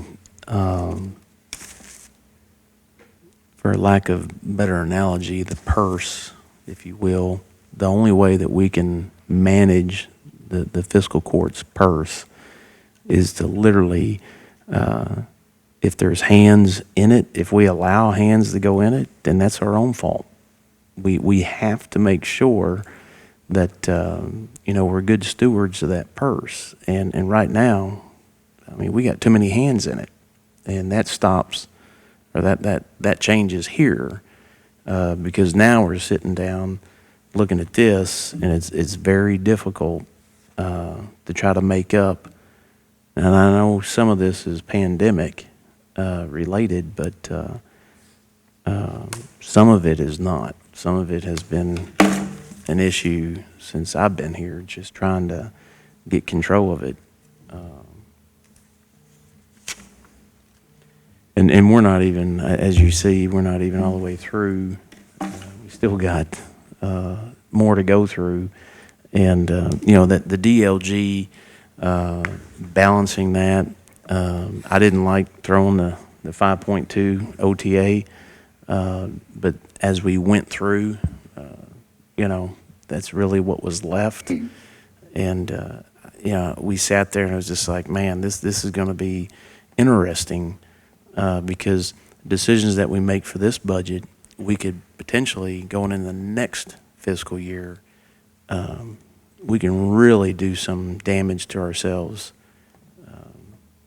And it takes cooperation from all outside elected offices. We don't have a purse that's wide open. Those days are gone. And until those days come back, they still have to be managed. But anyways, I'll get off my soapbox. But so right now, this is not reflecting the DLG budget that we sent to the DLG. I think with the four, this is roughly 900,000 short. What the DLG is, this is If shorter. we were to put in the CARES and the The receipt CARES, side, which is yeah. not on this one right now, then it would change the subsidy down to 900,000. But yeah, that's what I'm saying. Right now, this has got the 1.3, but if you put the 400 in CARES, because I mean, really, that's, to me, that qualifies because of the state inmates not being available. And so that's why I put that in the DLG. I got you. Because the DLG budget is, if I'm right about this, is a total decrease of right under 360 from this one, I think. Does that sound right? Okay. Yeah.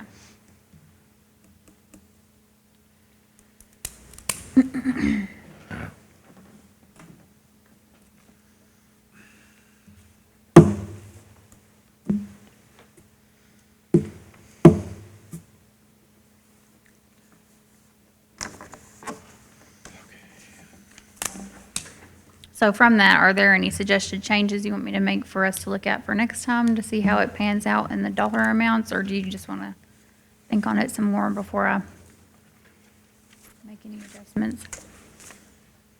Well, I mean, other than, I mean, we're obviously gonna have to sit down with him, but the only other thing is just, the only other unknown would be what we come up with on the health care side. Yeah.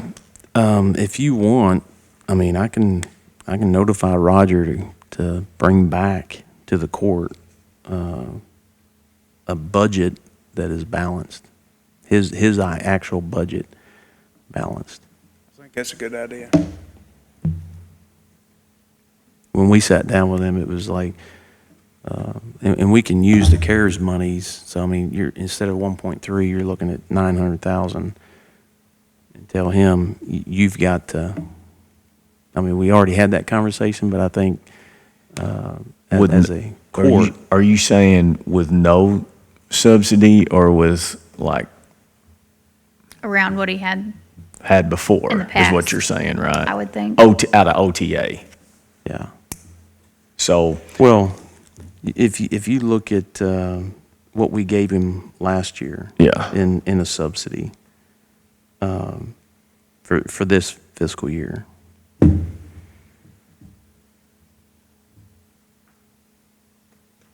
I think what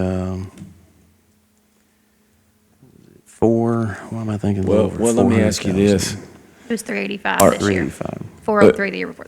Look at the DLG budget. Are we talking about that, is that considered what you're considering balanced? Or are you saying it would be less than that? Because even that OTA transfer is increased, right? The subsidy is I have a increased. PDF of it right here. So that's his expense. You have like 500 and, let me get to it. Where is it? There we go. So what was read for Friday was 400,000 in the CARES carryover, and then a subsidy of 530,355. Yeah. So are you saying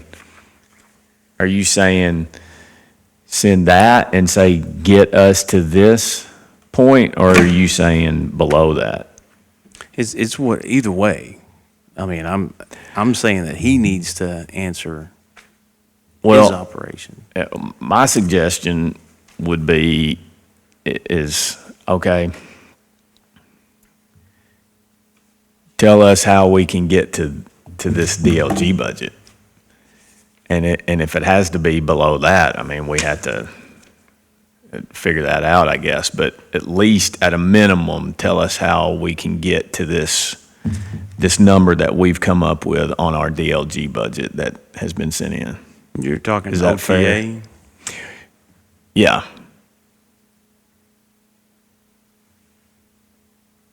So at 530. Total expenses, whatever it is, yeah. Right. So at 530 of an OTA subsidy, that's at around 150,000 more subsidy than is the current. Well, year. I mean, I think that's at least the first step.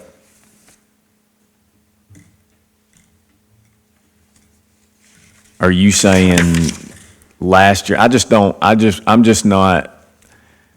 trying to get to a figure that you're considering balanced. I think when you think about that, Balance to me is like zero. I think of when you're thinking about what to tell him to make his receipts come down to, or his expenses to match a receipt, keep in mind, yes, this thing we read on Friday, it balances out, but it's not just because of this. It's because of a bunch of other things we've taken out. So even if you did get him down to this, it doesn't fix the overall budget problem unless you're wanting to take out all the other stuff we also took out, which I'm going to assume not everything would be on your list of things you'd want to do. I think we would be in a better position to tell him, you know, you're 1.3 short. We've identified the CARES monies can go towards that. Here's 400,000. We made some cuts just to get the budget submitted to DLG. You need to go through and Okay. cut your operation.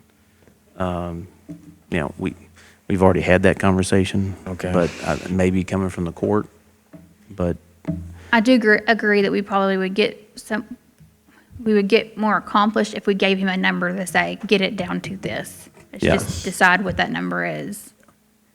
well, I think if we just said 900,000 cut right it, now. I think we've already had the conversation where we've just Yeah. said cut it with no, cut it by this amount of money, and we didn't go anywhere.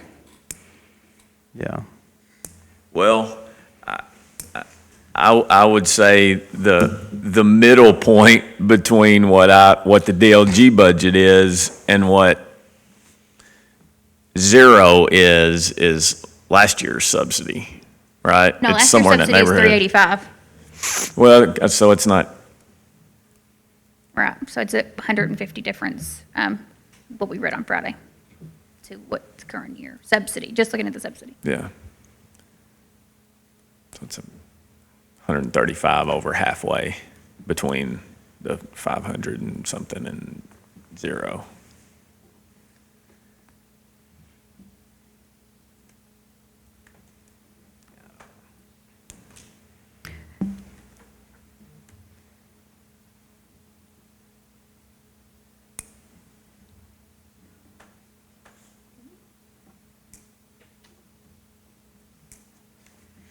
I'm questioning, I know the jail and the clerk had to present their budgets in January, but isn't it April that he presents his budget? I don't remember him presenting it. Maybe it was the day I wasn't here.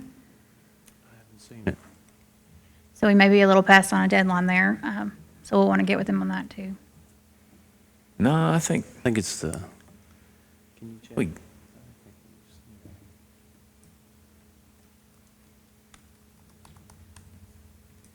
I'm pretty sure we did it, didn't we? Did or didn't? Did, I can't remember. I can't remember either. but it was just,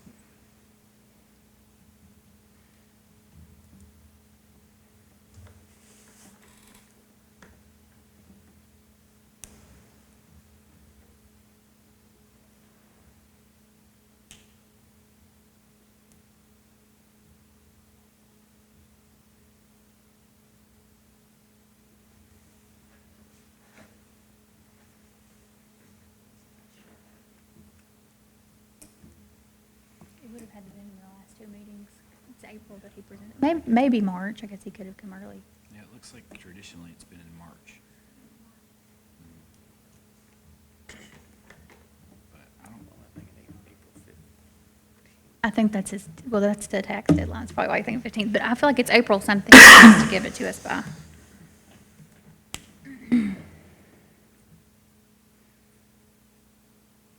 Because I know Tim presented his budget in, on March the 2nd of this year. The clerk presented his budget on March the 2nd. But I don't see anything from the jailer.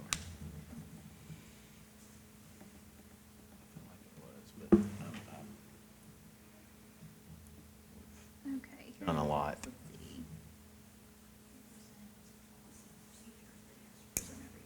Maybe that's what it was. Okay, so it says prepare proposed jail fund budget, submit proposed jail fund budget to the fiscal court by April 1. That's what this little DLG booklet says.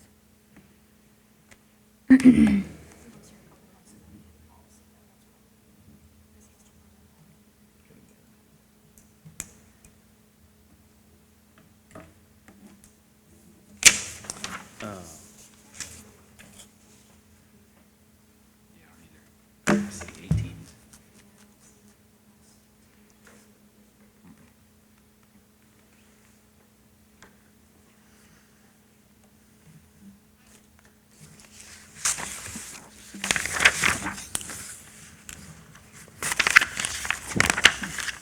Time scheduled next meeting.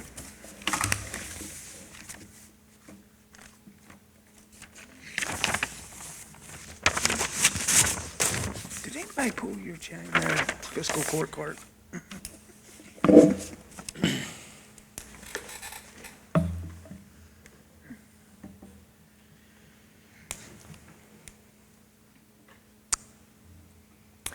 Is it with an E or just a Y?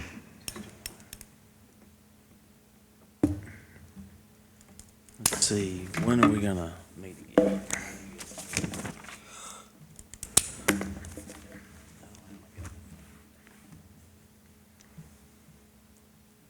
So to be clear, did we decide on a number that we need to say to get his budget down on, or no? Or we want to talk about it again? Was there a number just to give him? If you want, I'll reach out to him and tell him,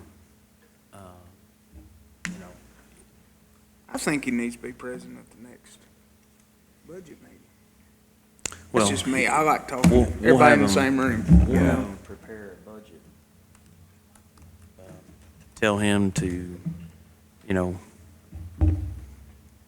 whittle down his budget and to come and present it to us. And we can go a little bit more in detail. If that's what y'all want. All right. I mean,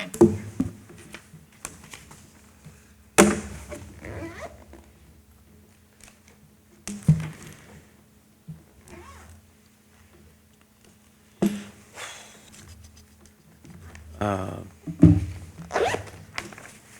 you wanna keep going? I know you gotta go, but.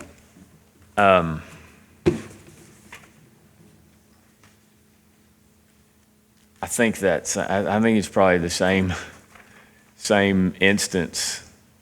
I think we probably need to have that same meeting with the sheriff too, because those are the two Have biggest him ones. Whittle down. I mean, just, I would say, send him what the DLG budget was, because I'm not sure he's actually seen that. It was maybe. back to this year's budget. Right. Okay. So all that stuff was just back to Well, yes, 2019, I think, right? Is that what you did on that one? on the sheriff's, Yeah. it was somewhat back to 21. So Okay. remember how, so the expense side of his actual sheriff budget is back to 21. So Okay. then, but the receipt side, in prior years, or last year, there was a separate ABC budget, and he spent out of that budget, but in what I read on Friday, I had that coming in to supplement his current budget. Does that make sense? So basically, that ABC money, it would be this year's budget less that ABC money. Not that he's not getting the ABC money, it's just gonna be directly offsetting. We put that towards payroll, right? Right, directly Yeah. offsetting payroll instead of letting him spend it how he wants. This year, he could spend it on payroll if that's what he wanted, or if he needed ABC equipment, he could have done that. Oh, okay. This year, we put it on payroll. So basically, we forced it into payroll on this one I read on Friday. I think same thing. But I would say we probably need to, with those, specifically say times on, within that 8:30, if we want to say, start with we can start the off with jail Roger. and then have Yeah. the sheriff here at, I don't know, whatever, 9:30 or 10. Yeah. Give think them that's each an hour. Yeah. Or give Roger an hour and then have Yeah. Eddie come in at 9:30 Yeah, or 10. that sounds fair to me. Yeah. I mean, because those are the two biggest. Yeah.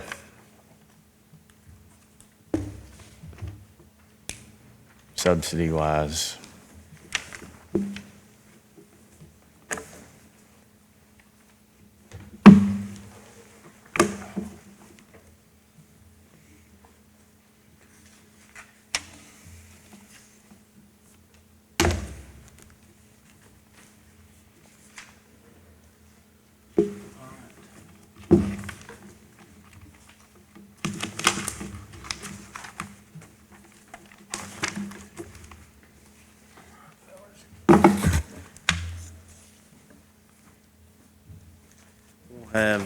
I'll have Erica put together, as we go along, I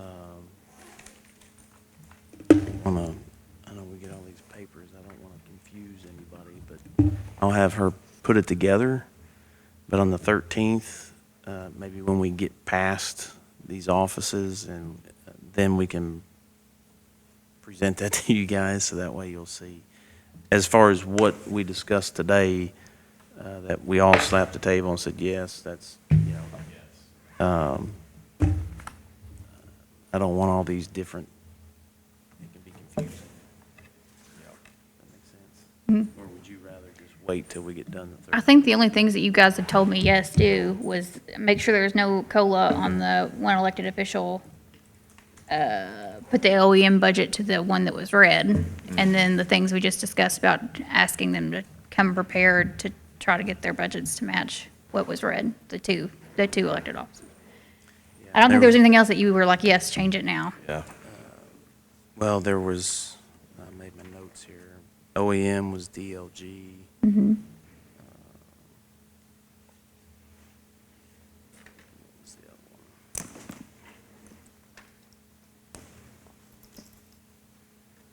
I did already change the bucket truck to 175 instead of 180.